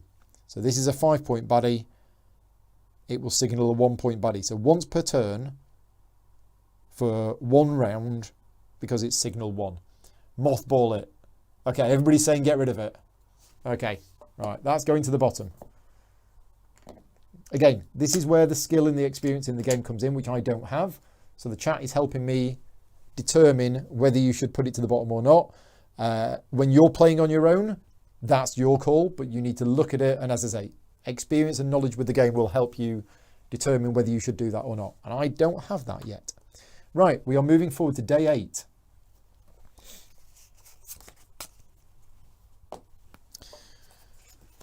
And it is trust your gut. Rarely do I second guess my gut, but today might be the day. An inevitable battle awaits me up ahead, but there are 2 distinctly different camps blocking the way. The first appears to be filled with swarms of underlings and new recruits. The second camp, though less populous, only contains burly and battle-tested foes. While I enjoy hacking and slashing my way through countless ebon as much as the next gearlock, at some point I will run out of steam. My gut says to second guess my gut, but my gut is also very hungry, and now my head hurts. Right, we have 2 options. I'm a sucker for a good old hack and slash. We make a battle queue of baddie points, but with 1-point baddies only. And for the first 3 rounds of battle, any baddies that are defeated are added to the bottom. So basically, they're constantly coming round. Or, I've got speed. Time for some kiting. The battle queue is 2 5-point melee baddies. And for this battle, you can move up to 3 positions, ignoring dex, at the end of your turn. I might go for that one. Yeah, I don't like the sound of the first one. So I'm going to go... Either way, we get 2 training points and a loot and a progress. But I'm going to go for the bottom one. Yeah, so do I still permanently add a goblin to each battle? I don't think I do, because it says whenever the encounter says BQ baddie points, and it doesn't say BQ baddie points. So that's another reason why I'm going to take the bottom one. So yeah, so I'm going to take this one. It's 2 5-point melee baddies. Okay, the first one is not melee. Second one is not melee. Third one is not melee. Melee. Next one, melee. Right, okay, so here we go. We got these two.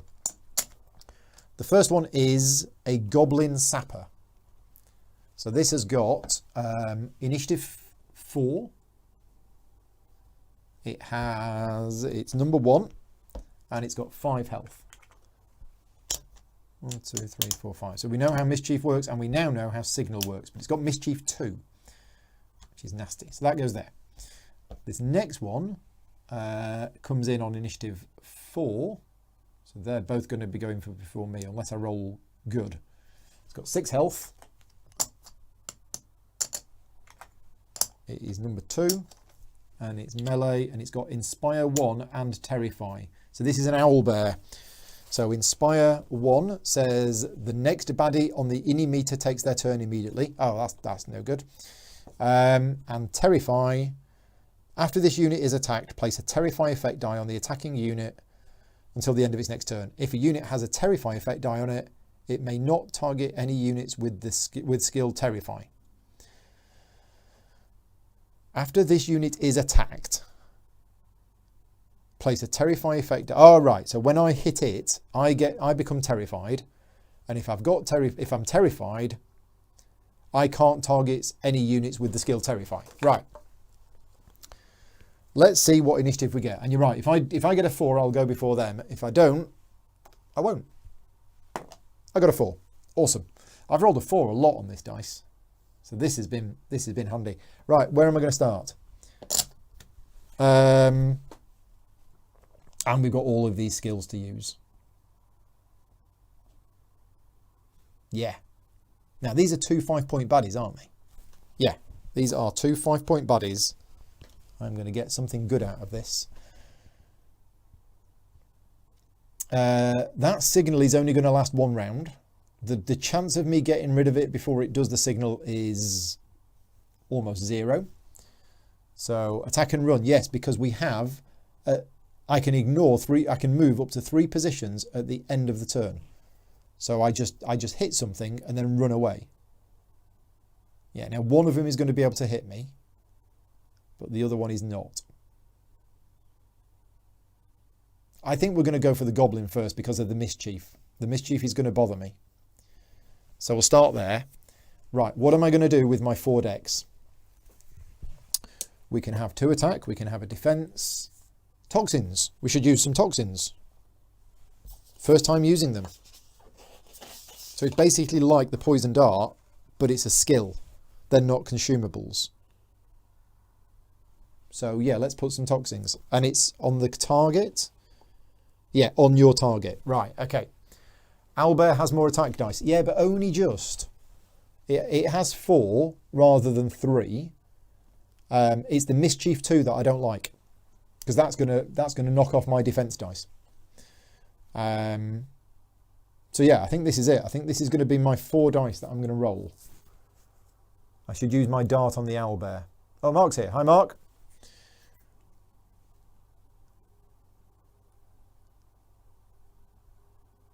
Yeah, I thought about that. Again, I kind of want to save my dart for big things. It is a big thing. Okay. Yeah, so let's not use the defense dice because he's got Mischief 2. And it's Mischief 2 without a bone symbol, so it's always going to remove my dice. Yeah, so I'm not going to do it. You're right. I'm going to use my poison dart on the owlbear and the toxins and my attack on the Goblin Sapper. Right, here we go. Defense isn't great if you don't kill the gobbo. Yes, yeah, I just spotted that. The last time we fought a goblin, it was Mischief 1 with the bone symbol. This doesn't have the bone symbol on it, so it's always going to do Mischief 2. Right, here we go. Okay, so that's 2 damage on the goblin and poison 3. Awesome. So that's the goblin dead. We can pretty much ignore the goblin now. That is going to In fact, that's going to die at the start of its turn. Oh, good shot. Yeah, 2 damage and poison 3. So that's history. And we've used that, and we've got a poison 2 on the owlbear. Awesome turn. Awesome, awesome turn. Right. So it's now the goblin. Goblin takes 3 damage and dies. Is it that easy? It is that easy. Now, it's got signal 1, which is at the start of this unit's turn. If I can choose the order in which the effects happen, I will choose the poison before the signal. And I think you can. So that didn't do anything. Yeah, signal 1, but I think you can choose the order. For those viewers that Paul has had 5 fortunate discoveries and has thrown more poison darts than he's ever gave. Yes. Okay, so Mark is saying I'm correct. Excellent. So now it's the owlbear. The owlbear takes 2 damage and the poison ticks down by 1. Okay, and then the owlbear moves here and attacks me with 4 attack dice. 1, 2, 3, 4. I have no defense. So it rolled the bones, but that doesn't do anything. It's dealt me 4 damage. Ouch. And I'm now terrified. Now that's a problem. Because I now can't attack it. Because it has Terrify.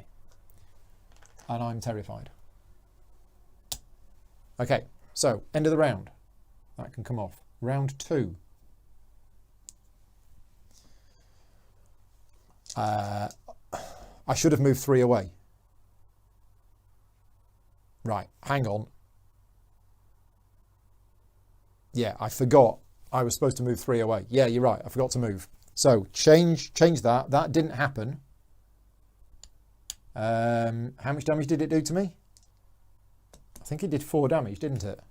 It did 4 damage. So I'm still terrified.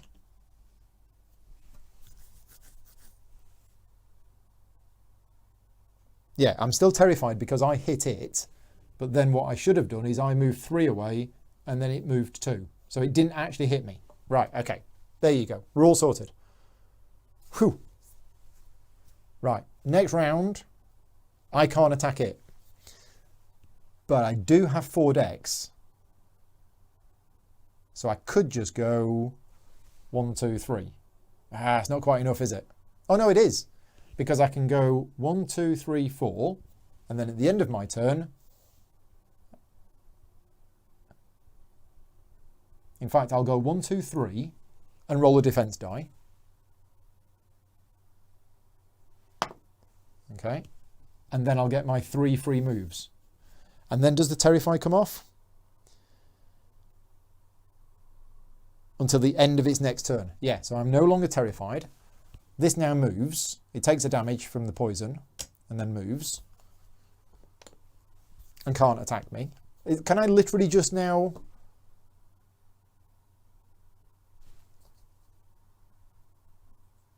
Vincent says, beginning of turn, you're no longer terrified. It says end of your next turn.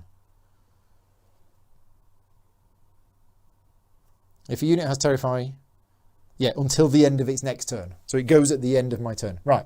If I've understood this correctly, it's round 3. I can go 1, 2, 3, 4, and then my free movement puts me there. And then it moves here and can't do anything. And then next round, I go there, and it can't... right, so if I've got this right, I go there, that's my go done. It goes there, that's its go done. Next round, I go there, it goes there. Next round, I go there, it goes there. Is that right? And then we just keep doing this forever, and it can never hit me. Yes, I did attack the owlbear. Yeah, it's run around and tire. Right, so, and then we eventually get into the fatigue rounds. And in the fatigue rounds, I take a damage and heal 1, take a damage and heal 1. And eventually I just wear it out by running around. That's weird, but I think that's how it works. Because I've drunk this... No, I haven't drunk this thing. It's just, yeah, I've got some speed. Okay, so I think that's right. There we go. I just run around and eventually it dies and I'm on full health. What a weird fight. What a very, very weird fight. But there you go. That's it. It's done. Nice owlbear. Toxins goes back. Those go back. Yeah, we're all sorted. That was a bit weird. Right, I've got 2 training points and a loot. I will have the loot first. Oh, and a progress point. So the loot is Red Minotaur. Ignore a bones when making a training attempt. I can't actually keep it because I'm full. I could get rid of the multi-tool. Are we going to need the multi-tool again? We're probably not. So yeah, I will get rid of the multi-tool and I will keep the Red Minotaur. Okay, 2 training points. If he dies because of fatigue, you are yourself 1 health down. When does the battle end? That's the question. Because you're right, we will take a damage at the start of the round. Is the battle then instantly over? Or do you play until the end of the round? Where is it in the rules where you actually where the battle technically officially ends? Because if it is immediately, then you're right, I'll be 1 hit point down. Instantly over. Okay, the chat is saying instantly over, so we'll go with that. If it's wrong, apologies, but yeah. Thank you for pointing that out. Fatigue hits all units simultaneously and the battle ends immediately. Right, brilliant. Not brilliant for me, obviously, but I want to play by the right rules. So we're training. The defense dice goes. What we're going to train in, we've got 2 training points. We could go down the nutrients route as well, or we could just up things. Like we could just increase stuff here. I'm tempted to increase attack again. Oh no, I was going to go for Bonesaw. Right, we're buying Bonesaw with 1. So I've completely unlocked the combat medic route. So that's going to be good. And then I think I will buy another defense. So I need to roll my existing defense. I roll the bones. I'm going to use the Red Minotaur to ignore the bones. And I get an extra defense. There you go. Character is looking good. We have 8 progress. Okay. End of the day. I'm going to use the Fortunate Discovery to get my Poison Dart back. Oh, I should have used that before, so I can actually keep the multi-tool. Yeah. What do I want to do? I'm down 1 hit point. I think I might search for better loot. Get rid of the multi-tool now. I'm going to need defense against the Goblin King. Okay, good. Oh, you can re-roll a bone on a defense attempt. I forgot about that. You're right. I might not need to use the Red Minotaur. Oh, I did. I rolled another bones. So, yeah. Thank you for that, Liz. Yeah, Dex is the next thing I'm going to go for. Right. We are going to do something we've not done before today, which is search for better loot. So I'm going to discard the multi-tool and I'm going to roll and see what we get. I got 1 bones, so I get 1 loot, and it is the Toaran gem. Merchants will offer you a trove loot chest in exchange for this gem. Replace this card with a trove loot during your recovery phase. This does not take place of your recovery phase options. Okay. So can I do that now? During your recovery phase. That's where I am. I am in my recovery phase. So I can actually use this now.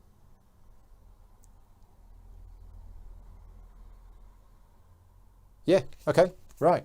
So we've got a trove loot chest, but have I already done my lock picking attempt? It says may be done in any order. So I can actually try and attempt to open this. You can trade it but can't lock pick it. Why can't I lock pick it, Brian? It says on here, at the end of each day, after your encounter has been resolved, you enter the recovery phase, may be done in any order. So I've done this bit first, and now I'm going to do this bit. I think I can do it. Yeah, to exchange a multi-tool for a trove, yeah. So can I attempt to lockpick it or not? I think I can. I think I can. Can lockpick. Yep, thought so. So let's go for it. we need 5 lever. And I've drawn 3F, 2F, and a 1T. So that's nothing. But because this is my first attempt at the first lock, I get a second go. Okay, this time we've drawn 1L. And I've drawn a re-roll. So I'm going to re-roll that with the lever dice. This is the lever dice. The brown one is the lever dice. Re-roll again. And re-roll again. And re-roll again, but I've got an L on there. So I'm going to roll this. Oh, look at that. I got 5. 2L, 2L, 1L. Got me 5. But that does use all of the dice, which means I can't attempt the second one. I also didn't realise, but the backs of these are different. So once you know the game, I guess you will start to learn what might be inside each one. Right, okay, I think we're done. We've done the recovery. We did that, we did that, we did that, we did that. Right, okay, it is now the start of day 9, and we can, if we want to, instead of drawing an encounter, we could go for the Goblin King. But I don't think we're going to, are we? I think we're going to... Are we carrying on, or are we going to try and fight the Goblin King? I think we should carry on. I think we need a couple more training points and try and increase these a little bit more. Yeah, so we're going to carry on. Absolutely not for knowing what's inside. I'm disappointed, Mark. Right, we have between a rock and a hard place. Scaling down this rock cliff feels oddly different from the last shale I traversed. It exudes a strange warmth. Must be the altitude. After all, I've been descending all morning. Thankfully, solid footing is not far away. I briefly pause on a ledge to survey the valley and relocate the raiders I've been tracking. A quick glance back at the rock behind me reveals the rock looking back at me. Giant pieces of earth break free from the cliff's surface, and suddenly, hollow, burning eyes are staring into my soul. Towering above me is an angry monstrosity, a golden golem. Right, we have 2 options. We can fight it now, and the battle queue is a stone golem, right? So we need to find that wherever that is, or lead it to the raiders. If we lead it to the raiders, we're going to get a training point, a trove loot, and we search for a 20-point baddie. But then during battle setup, instead of your gear lock, use the golem to fight the baddies. While oh, that seems really complicated. Okay. That seems really clever and really complicated. Based on the current time and how tired I'm getting, I think I might just go with this. Yeah, yeah, this is probably the better one. This is really cool, but I'm going to go with the top one. So we need to look for a 5-point baddie that is a stone golem. Now, I don't know where that is. I don't know which one that is. I have all of my 5-point baddies set to one side, but yeah, I don't know what the stone golem looks like. I don't know what type of creature it is. So yeah, I'm just going to look through all of my 5-point baddies unless somebody knows where it is. It's certainly one from the base game, but what type of baddie is it? How are you supposed to know?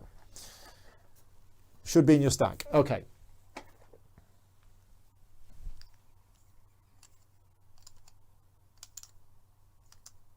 Stone golem. It is in the stack. Okay, right. So we have a stone golem, and it is the 5-point baddie. Yep. It does say stone golem, 5-point baddie, stone golem. Right. So it's got 7 health. Unfortunately, it's got break, and we know what that does. And it's also got corrosive if it rolls a bones. So if it rolls a bones, at the end of this unit's turn, all remaining defense die in target's active slots must be exhausted immediately. Oh, exhausted. So you lose them. Okay, right. Well, we're going to start. Oh, and it's got initiative 3. Where's that? So that's on initiative 3. It's got 7 health. Ah, it's quite big and tough, isn't it? But we might as well start right next to it. Okay. It looks like your mother-in-law the morning before makeup. I see, yeah. I hope she's not watching. Because, yeah, she might be a Too Many Bones fan. You never know. You never know. Right, where is the battle? It's this one. That's the battle. Off we go. So, do we have a plan against this? Is it going to be another poison dart? The problem with the poison dart is we don't have a fortunate discovery. I need to roll my initiative. What initiative am I on? Hooray for patches and fatigue rounds. Yes, I just need to survive, really, because that break and the corrosive basically means I'm not going to have any attack or defense dice. Okay, I've rolled a 4 again. I'm getting good at this. So, 4 decks. It's going to be toxins. It's going to be 2 attack. I'm not going to use the poison dart. I need to save the poison dart for the final fight. I'm going to roll a defense and I'm going to heal 1. At the start of my turn, I'm going to heal 1. There you go. Right, here we go. Corrosive only gets rid of the remaining defense after it attacks. So it might not be effective. At the end of this unit's turn, all remaining defense dice in target side. Oh, right. So if I didn't have any there, I wouldn't lose any. Right. Okay. I see. We might be all right. We might be okay. So 2 attack, toxins, and 1 defense. No, not defense. Bonesaw.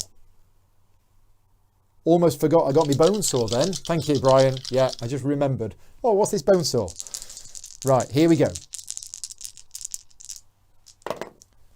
Right, nice. 4 damage and 2 poison. This isn't going to last long. 1, 2, 3, 4. I say it's not going to last long. It has some defense dice. Right, done. Toxins is done. Bonesaw is done. So now it hits me. 3 attack, 2 defense.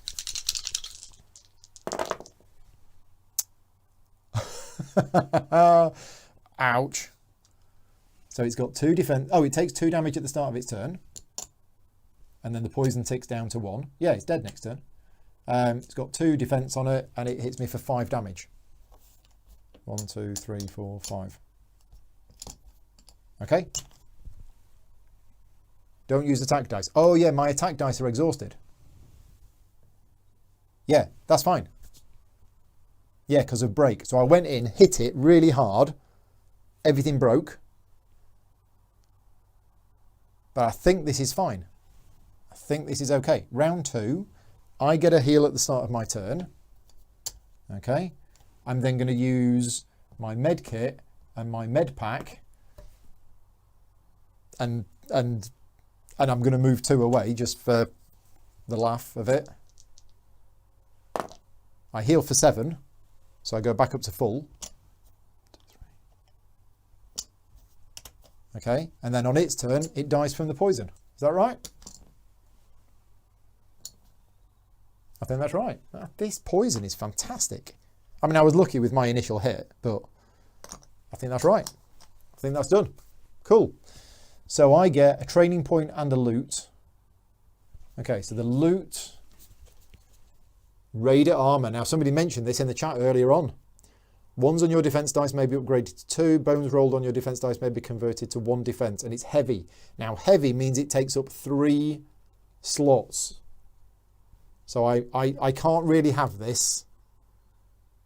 Yeah, it's really good, but it's heavy. And the problem is, I've got this that blows up the throne, which I think I need. I've got my laser pointer and I've got the trove loot. I could take this and get rid of the laser pointer and the trove loot. Everybody is saying keep.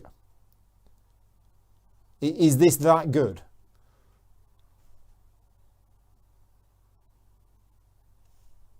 I mean, it's just normal loot. It's not even trove loot, yet people are saying it's really good. Okay, so everybody's telling me to keep it. It just seems odd. I thought trove loot would have been better. But no, it seems that is awesome. So there we go. And the training point. What am I going to put my training point in? Am I going to put it in Dex?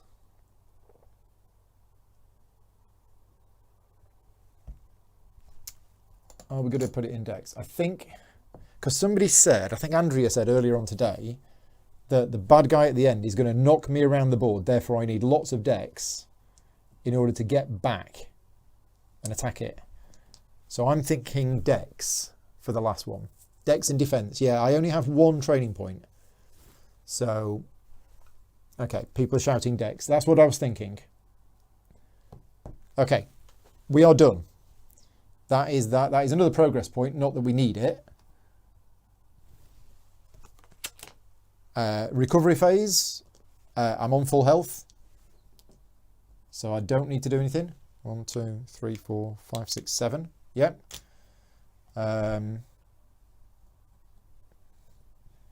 So I might as well scout. Come here.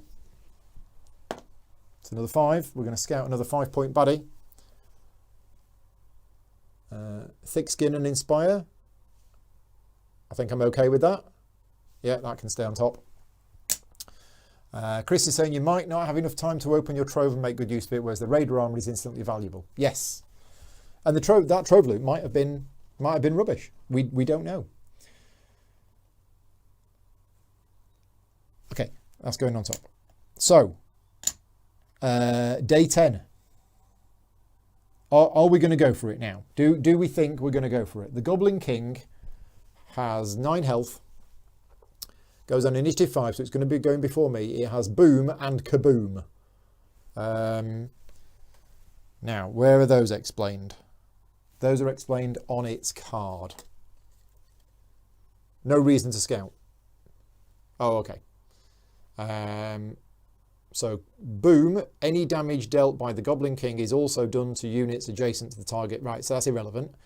Kaboom blasts all gear locks to positions farthest from the Goblin King. Happens before applying damage. Before applying damage. Does that mean it still does the damage? Okay. Okay, so with a party of 1, there are no baddie points. It is just the Goblin King himself. I'm tempted to go for it.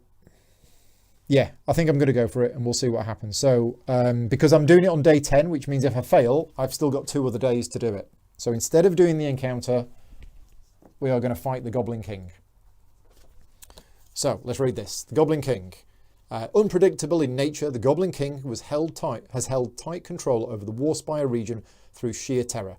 His followers are extremely loyal and no one dares fall out of line for fear of getting a bomb in the back. Okay, so set up a throne on lane 1, range position, using lane 1 marker and 3 hit points. Now remember, we have an item. If successful, the box is disarmed and the bomb inside can be used later to destroy the Goblin King's throne instantly at the start of battle. So that's gone. The throne is destroyed. Place the Goblin King and his hit points on top of throne. Right, so the throne is gone. We then need 9 hit points for the Goblin King. Again, because we've got that bomb, I think we might be okay here. I mean, I don't know. I've never played against this before. So that goes there. Right. The battle queue is baddie points, but not in a solo game. Throne will only take damage from adjacent opposing units and must be destroyed before the Goblin King can lose hit points. The Goblin King's defense does not apply to the throne. The Goblin King cannot damage himself. Right. Done. So it's initiative 5. Doesn't really matter why I roll, because I don't have 5 on mine. I've rolled a 4 again. Okay. My voice is, my throat's starting to hurt. I haven't got any water. But I think we're almost done. Okay, so that needs to go there. We need the Tyrant's die, which is this one. And I need to decide where I'm going to start. which will be over here. Now, oh, it's ranged. Right, so, yeah, so I need to get into it. There you go. If you fail, he will rebuild his throne. Yes. But we're not going to fail, are we? No, we're not going to fail. Confidence. Start lane 1. Why start lane 1? Oh, I'm in lane 1. Yeah, thank you. I was thinking that was 1. So, here we go. The final battle with the Goblin King. It's going first, and it attacks me with 2 attack, 3 defense, and its special tyrant die. I got this, says Giblox. Thank you very much for the confidence. Bit of help from the chat, just a little bit. Right, so it's rolled all sorts of fancy stuff. That can go on there. It's rolled 2 damage. It's rolled 2 bones, which is the kaboom. So blast all gear locks to positions farthest from the Goblin King. So that's here, unfortunately. And it's rolled bomb 3. Careless bomb 3. Deals 3 damage to strongest baddie and all adjacent units. Okay, so that doesn't matter. So in a multiplayer game, there would have been other baddies on here, and one of them would have got damaged by it. Right. Okay. I think that's that. I think that's that. Have I done that right? Yeah, it doesn't matter where you started because of the kaboom. Right. My go. I have 5 decks. It's 4 to get to him. This is where I need to be using the Zap Pack now. I need to be using the Zap Pack. I thought this had like thick skin and stuff like that. This is why I thought we needed the true damage against the bad guy at the end, but we don't.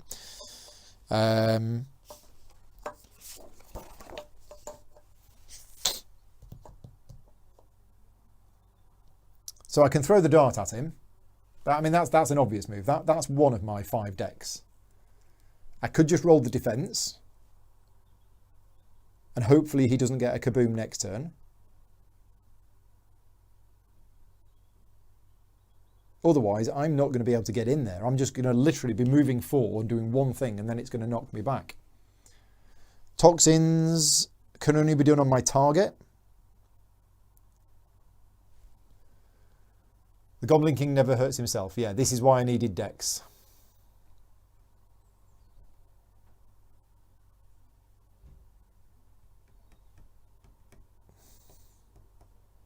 I'm not going to use the medkit just yet.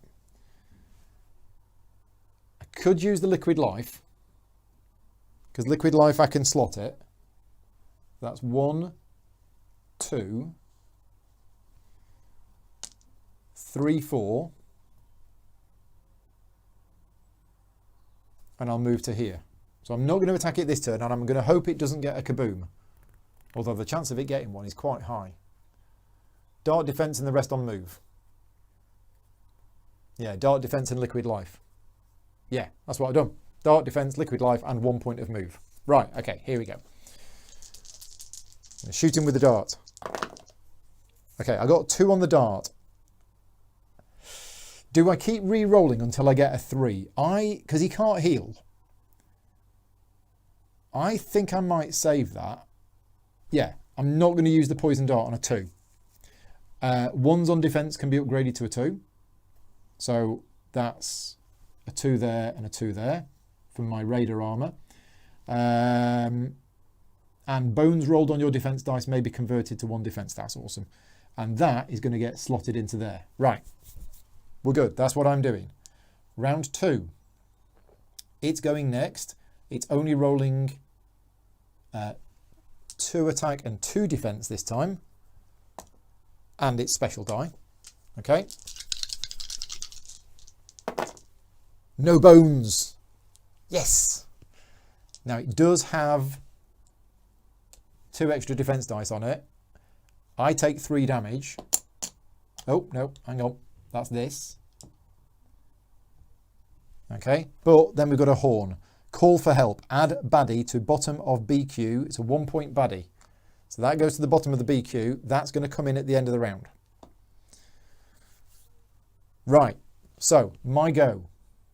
Now, we've got 5 health. We are down 5. Hang on, didn't I just get hit for... Because I should have 7 max. Oh yeah, that came off that. Well, I heal for 1 at the start of the round, start of my turn. So we don't need the med kit just yet. Right, we can get in. We can get in and start doing stuff again. So it'd be 1, 2, 3 to get in there.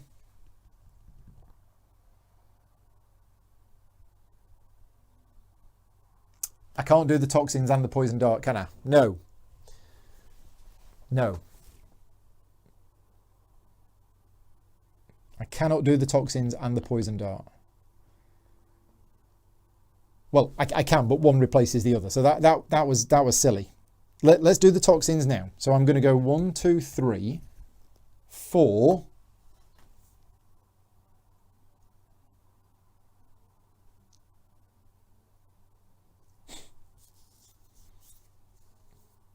Look at that defense. That's going to take me a lot to get through. I'm going to go 5. Okay, so that's my 5 dex. My thinking is it's only rolling 2 attack dice on its turn. So the chance of it's getting a bones is slim, which means next turn I can stay there and hit it for a lot. That's my thinking. Okay. Here we go. Read the chat, Paul. You could roll both and not use the worst one. Ah, yes, thank you. Yeah, okay, so we're going to use those 2. So we're going to go in. We're not going to roll any defense dice. Move 3. I missed a heal. Did I miss a heal? Okay, the chat is telling me that I missed a heal. I don't know when I missed a heal. It must have been last round. Oh, yeah, I didn't heal in the first round, did I? Okay, thank you. So we're back up to 7. Yeah, okay, that's what I'm going to do. 1, 2, 3. And I'm going to use these 2 dice. And as you say, don't use the lowest one.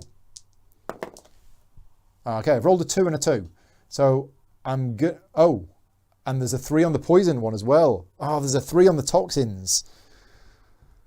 No, I'm gonna put the poison dart back, and I'm gonna use the 2 from the toxins, and he's gonna have a poison 2 on him.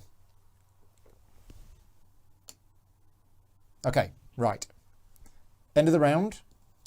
This appears. It's a bog frog that has poison 2. So 4 health. It comes in on lane 2. Where's the lane 2 marker? It's the purple one, which I've lost. It's in my hand. And where does it come in? It comes in here, and it always arrives at the bottom of the stack because it's a 1-point baddie. So the number on the dice is irrelevant. Right, next round, round 3.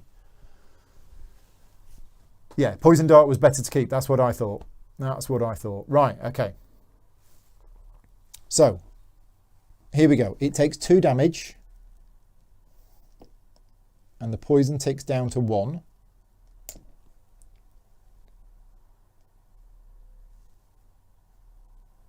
Okay, it's then attacking me for 2 attack dice. Well, it's got boom. I keep forgetting. Hang on a minute. It had boom. What does boom do? Boom was on here. Oh, any damage dealt by the Goblin King is also done to targets it. Right, so the boom is actually going to hit that. Any damage dealt by the Goblin King is also done to units adjacent to his target for half damage rounded down. Right, so the attack on me is going to hit that, which is 2 attack. Please don't get a bones. No, so it's 3 damage. So that comes off and I take 2. And this takes 1. Okay. Right. We're all done. Oh, and it rolls its special die as well. And it's another 1-point baddie to the bottom of the... Right, okay. This may be a problem. It's calling for help constantly.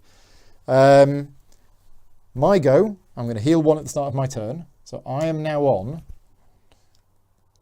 I'm on 6 health out of maximum of 7. So I don't think I need to use any med kits.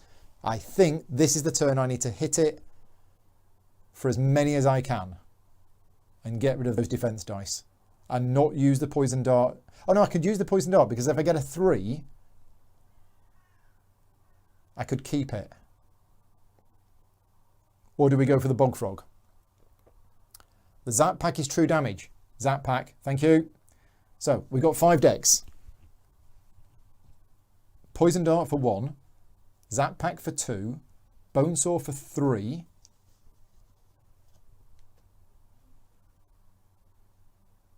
and 2 attack dice for 4, 5. Let's just go for it. Because I think with my med kit, med pack, liquid life, and this and everything else, I think I might be able to survive. So I'm just going to go all out on attack. Right, and if the poison dart is a 3, I'll replace the current poison one. Here we go. This is fantastic. I'm loving this. Okay, the poison is only a 2, so I'm going to put that back. The zap pack I'm going to put back because I got the revive. I got a bone, and I got 3 damage. So again, I can put the bone saw back. If I don't want the bone saw, I can just put it back. And I'll just take the 1. So that wasn't that great, to be honest. I was all excited then about a big attack, and nothing happened. Nothing happened. Yeah, better to have rolled a defense. I thought so. But I thought if I got the 3 on the bone saw and a bit of extra damage, I could have just done if I'd have got squeaked in a couple of damage, that would have been good. Anyway, the bog frog spits poison at me. That puts a poison 2 on me. And we are now, end of round, a griffin yearling arrives. So this is a lane 3 melee creature with 2 health, and it goes here, and it's got flight. So we'll remind ourselves how the flight rules work in a minute, but lane 3 is coming in at the end. Okay, round 4. The Goblin King goes first and takes a point of true damage from my poison, from my toxins. The poison effect has now gone. He then attacks me with 2 attack and 1 defense and his special die. Okay. No point rolling attack as he replaced the defense dice. Did I take down the E cell? I didn't, because I didn't use the zap pack. I rolled the revive result, which I'm waiting to roll the zappy result. So yeah, I didn't use it. Okay. Got a bone. So kaboom, blasts all gearlocks to positions farthest from the Goblin King, happens before applying damage. Okay, which means the boom effect isn't going to apply to any other ones. That's a shame. So that moves me to there. I take 2 damage. Okay, and Careless Bomb 3. Deal 3 damage to strongest baddie and all adjacent units. Now, the strongest baddie is what? Is it the one with the most health? Which means the bog frog goes. So I think that's right. I think he's done a Careless Bomb and the bog frog has disappeared. Right. Done. My go. I take 2 true damage from the poison and then heal 1. So the net result is I take 1. So on my go, I've got 5 decks. Poison dart. 2 defense. Zap pack, is it? Zap pack's got to be melee, hasn't it? The Negi Zap. Oh no, the Negi Zap is true damage to any baddie. Okay, so 1, 2, 3, 4, 5. 5. Okay. Does the Goblin King himself count? In which case, no damage. King itself is still the strongest. Strongest is most health. Seriously? That doesn't seem to work. That. If you're saying that he hits himself, deal 3 damage to strongest baddie and all adjacent units, he counts as a baddie, so it hits himself, but then he's immune to his own damage. That seems a bit weird. Is that right? David is saying if you roll it, you down tick. Okay, I didn't realise that. So the E cells has gone down to 2. Okay, that's really not so good then. So tyrants are not baddies, says Brian. Okay, thank you. Scott says tyrants are baddies. Okay, so Brian and Scott, if you can have a dice roll off, let me. It does seem odd that he damages himself, but then he doesn't damage himself. Are tyrants baddies? Tyrants are baddies, says Scott, in capital letters. Ooh. Yeah, which would make the careless bomb useless. Back of rules, there is a chart. Yes, there is. There you go. Baddies. And there are 2 types of baddies. There are actual baddies and there are tyrants. But yeah, that seems very weird. The designers have said that tyrants are baddies, and it doesn't sound thematic for him to bomb himself. Yeah, that's... Unless that's been ruled officially somewhere else, but there's enough people in the chat that would know that kind of thing. That seems really weird. That the careless bomb is effectively useless. Unless he's really wounded. Anybody want to look that up on BGG?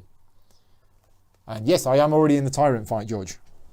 I am here because we're on like day 10, but we're having a very weird situation with the careless bomb literally being completely pointless and unthematic, and that is breaking things for me, I'm afraid.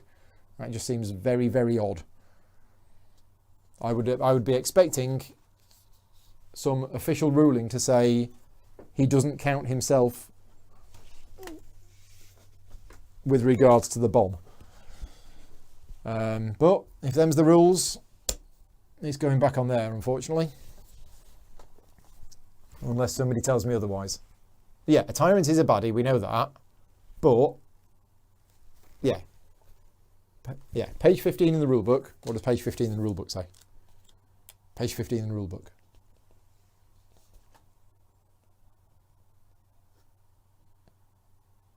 Baddies. Yeah, it says here, baddie point. There are 4 types of baddies. Tyrants, 1 point, 5 point, and 20 point. Yeah, right. So it's in no doubt that tyrants are baddies, right? Tyrants absolutely are baddies.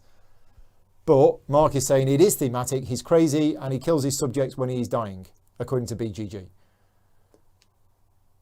Yeah, the careless bombing just seems odd. Very, very odd. But anyway, if that's the rules, that's the way we'll play it until they decide to change it. So where are we up to? It's me. I'm rolling these dice. I am now concerned. Again, this Zap Pack, using the E-cells when I'm choosing not to use it, that doesn't fit thematically. Yeah, I'm loving the game, but there's a few bits now that are just not... They're not working for me. The fact that I can roll this poison dart and choose not to accept the result if it doesn't roll high enough and put back. I understand that from a game mechanics point of view. It's not realistic. It's not thematic, right? But the Zap Pack, if I roll the dice and choose not to use it, I still have to tick down the E-cells, but I haven't used it. Yeah. Anyway. So is this what we're going to do? And I just have to hope I roll the Neggy Zap. Yeah, I think this is what we're rolling. Anyway, back to the game. Okay, so, again, that's a waste, but I lose a charge.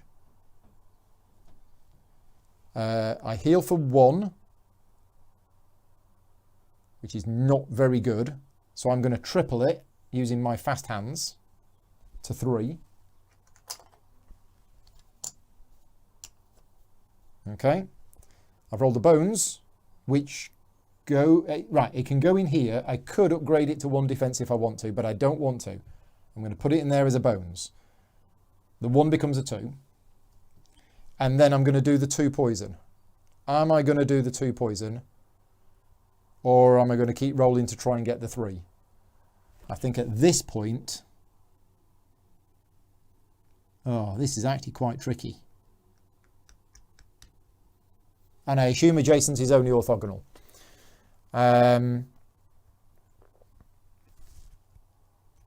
Do I put the 2 points on? Because time is ticking on now.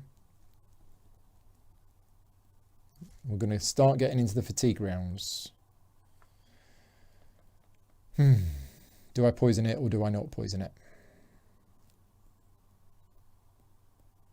No, I'm not going to poison it. I'm going to keep the 2. I'll have one more attempt. Right, that was my go done. So that was that. That was that. The purple one puts a poison 2 on me. Oh, well, it moves 2 and then puts a poison on me. Right, that's the purple one done. And then this one, this is flight. So apparently, yeah, the rules of flight have changed. But I'm just going to go with what I've got here. Tell me in the chat if something is wrong. So it moves 2. And then at the end of its turn, place a flight die effect on it. Or if it was already there, remove it. So it's now flying. And while it's flying, I can't hit it. Is that right? Okay. Take the 2. You're going to get into fatigue soon.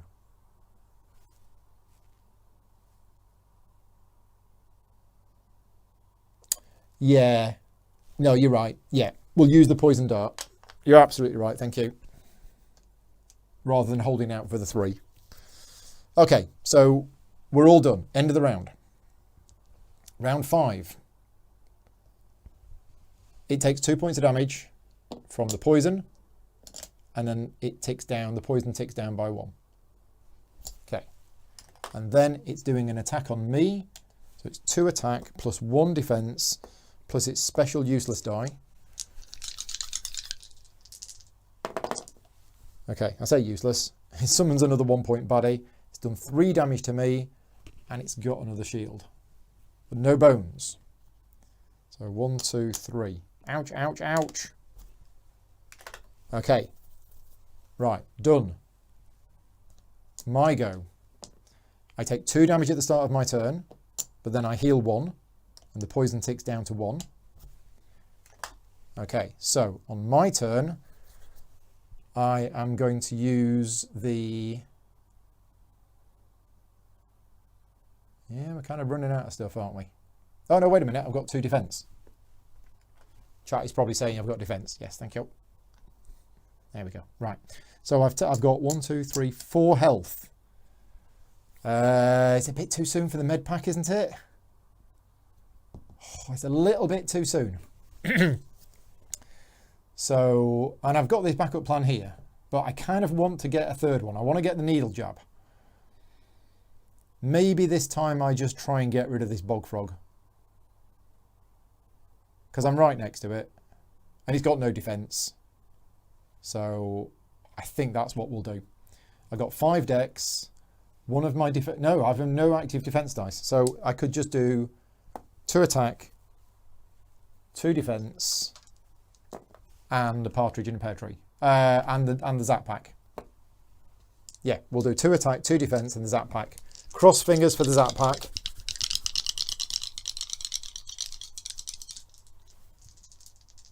Oh, and the boom. Ah, yes, the boom. How much damage was dealt? 3. So that's 1. It's 1 on that. Yeah, okay. Here we go. No.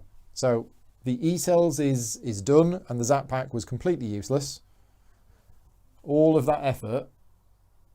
Don't like that rule. I do not like that rule. We have another bones in here. We have a 1 defense in here, which I can upgrade to a 2. And we have 3 damage on this, which means it's dead. Okay, so I've got 3 bones. I can do a needle jab. Needle jab is, I think it's on my target. Needle jab, needle jab. Stick target for 2 damage. Right, so my plan is to save these. And then next round, I can rush in there, hit it and stick it with a needle. And that might just be enough to get rid of it. It might. That's that gone. Next is the yellow one, which is this. So it's flying. At the end of its turn, it comes, while it's in flight, it's untargetable. So it moves towards me hits me, and then the flight comes off. It's rolled the bones, and it's done 2 damage, which is that gone. Okay. I should have saved the details for the overcharged. Yeah, I've not read about overcharged. Right. Okay, end of the round. This comes in. Now, does this come in lane 4? Because that's the next one. Or would it come in on lane 2? Because 2's been returned. I don't know. I'm going to put it on 4 and let me know if it should come on 2. But this is a dire wolf pup, which has got lashback 1, comes in there and goes to the bottom of the initiative. Right, we're now on the fatigue rounds. So it takes 1, that takes 1, that takes 1, and I take 1. Okay, now we might be in trouble here. We might be in trouble. People are saying 2. Okay, first available. Thank you. Doesn't make that much difference, but I do want to get it right because it might in future. Okay. Goblin King. He's got 1 point of poison on him. He's down to 2 health. Okay, 2. If I can get to him, stick him with a needle jab, it's game over. If I survive, it's attacking me for 2. It's 3 damage. That's, yeah. That's all my health. Okay, so let's get this timing right. It's 3 damage. It's 3 damage on me, so I'm KO'd. It's 1 damage on this, so that's gone. But this is where my liquid life kicks in. Revive. Revive a KO'd Gearlock to 2 hit points. If this die is in an active slot, it triggers automatically if a unit would be KO'd to prevent the KO and set hit points to 2. So this triggers, I get revived onto 2. That is it done. Yeah, is that right? Okay, the needle's going to reduce the shield. Okay, that's a shame. I thought it was going to be... No, it's not true damage, is it? It's not true damage at all. Right. That's that done. My go. That needs to disappear.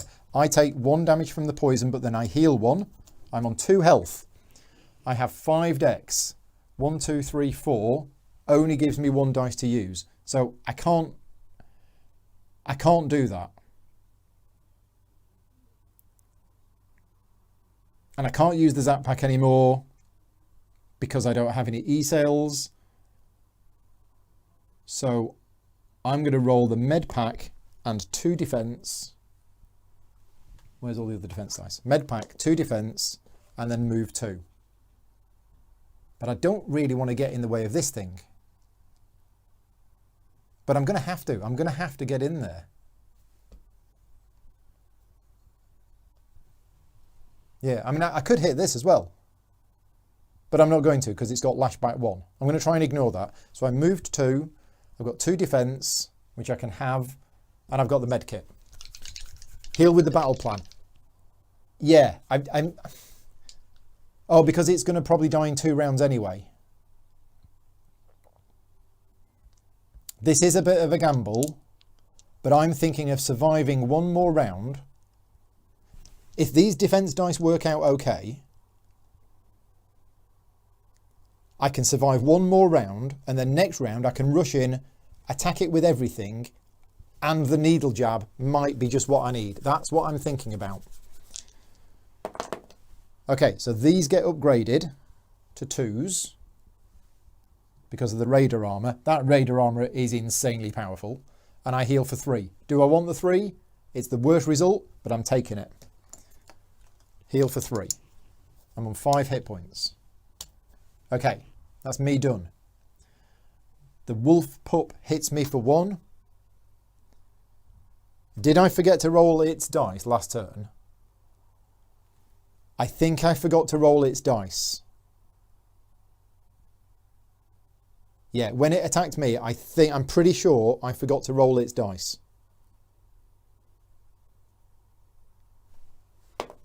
So it was the bomb. So would what?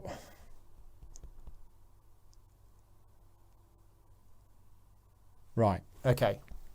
This is going to be close. Yeah. Boom is half damage to adjacent units, including itself. It does say, yeah, it says units adjacent to his target for half damage. But yeah, I think I forgot to roll this. So by roll, if we go back to where I was here. It rolled this, deal 3 damage to strongest baddie and all adjacent units. They've both now got 2 health. Can I choose that this gets blown up by the careless bomb? Yeah, that's what we're going to do. So I'm still there. I'm still doing what I did, but we're okay. Right. God, this is close. Next round, 1 point off it. No, I think I'm all right. I think I might be okay. 1 point off that. It's now attacking me. 2 attack. It's not rolling defense. It's rolling this. It dies next round. I want to go at killing it. Okay, so the 3 damage doesn't do anything. I take 3. That's that. And on my go, here we go. I have 5 decks. I go 1, 2, 3, 4, 5. Okay, and needle jab it for 2. Well, I might need to needle jab it for 2. We'll see what happens. Doesn't matter because it's dead next round. So I'm gonna needle jab it for 2. So that's 2 damage plus 3, 4, 5. That's 7 damage minus its 3. Easy. Don't know what you're worried about. All done. Wow. Apart from the rules weirdness in a bit of the last fight, which I'm not comfortable with because they don't seem to work. What a game.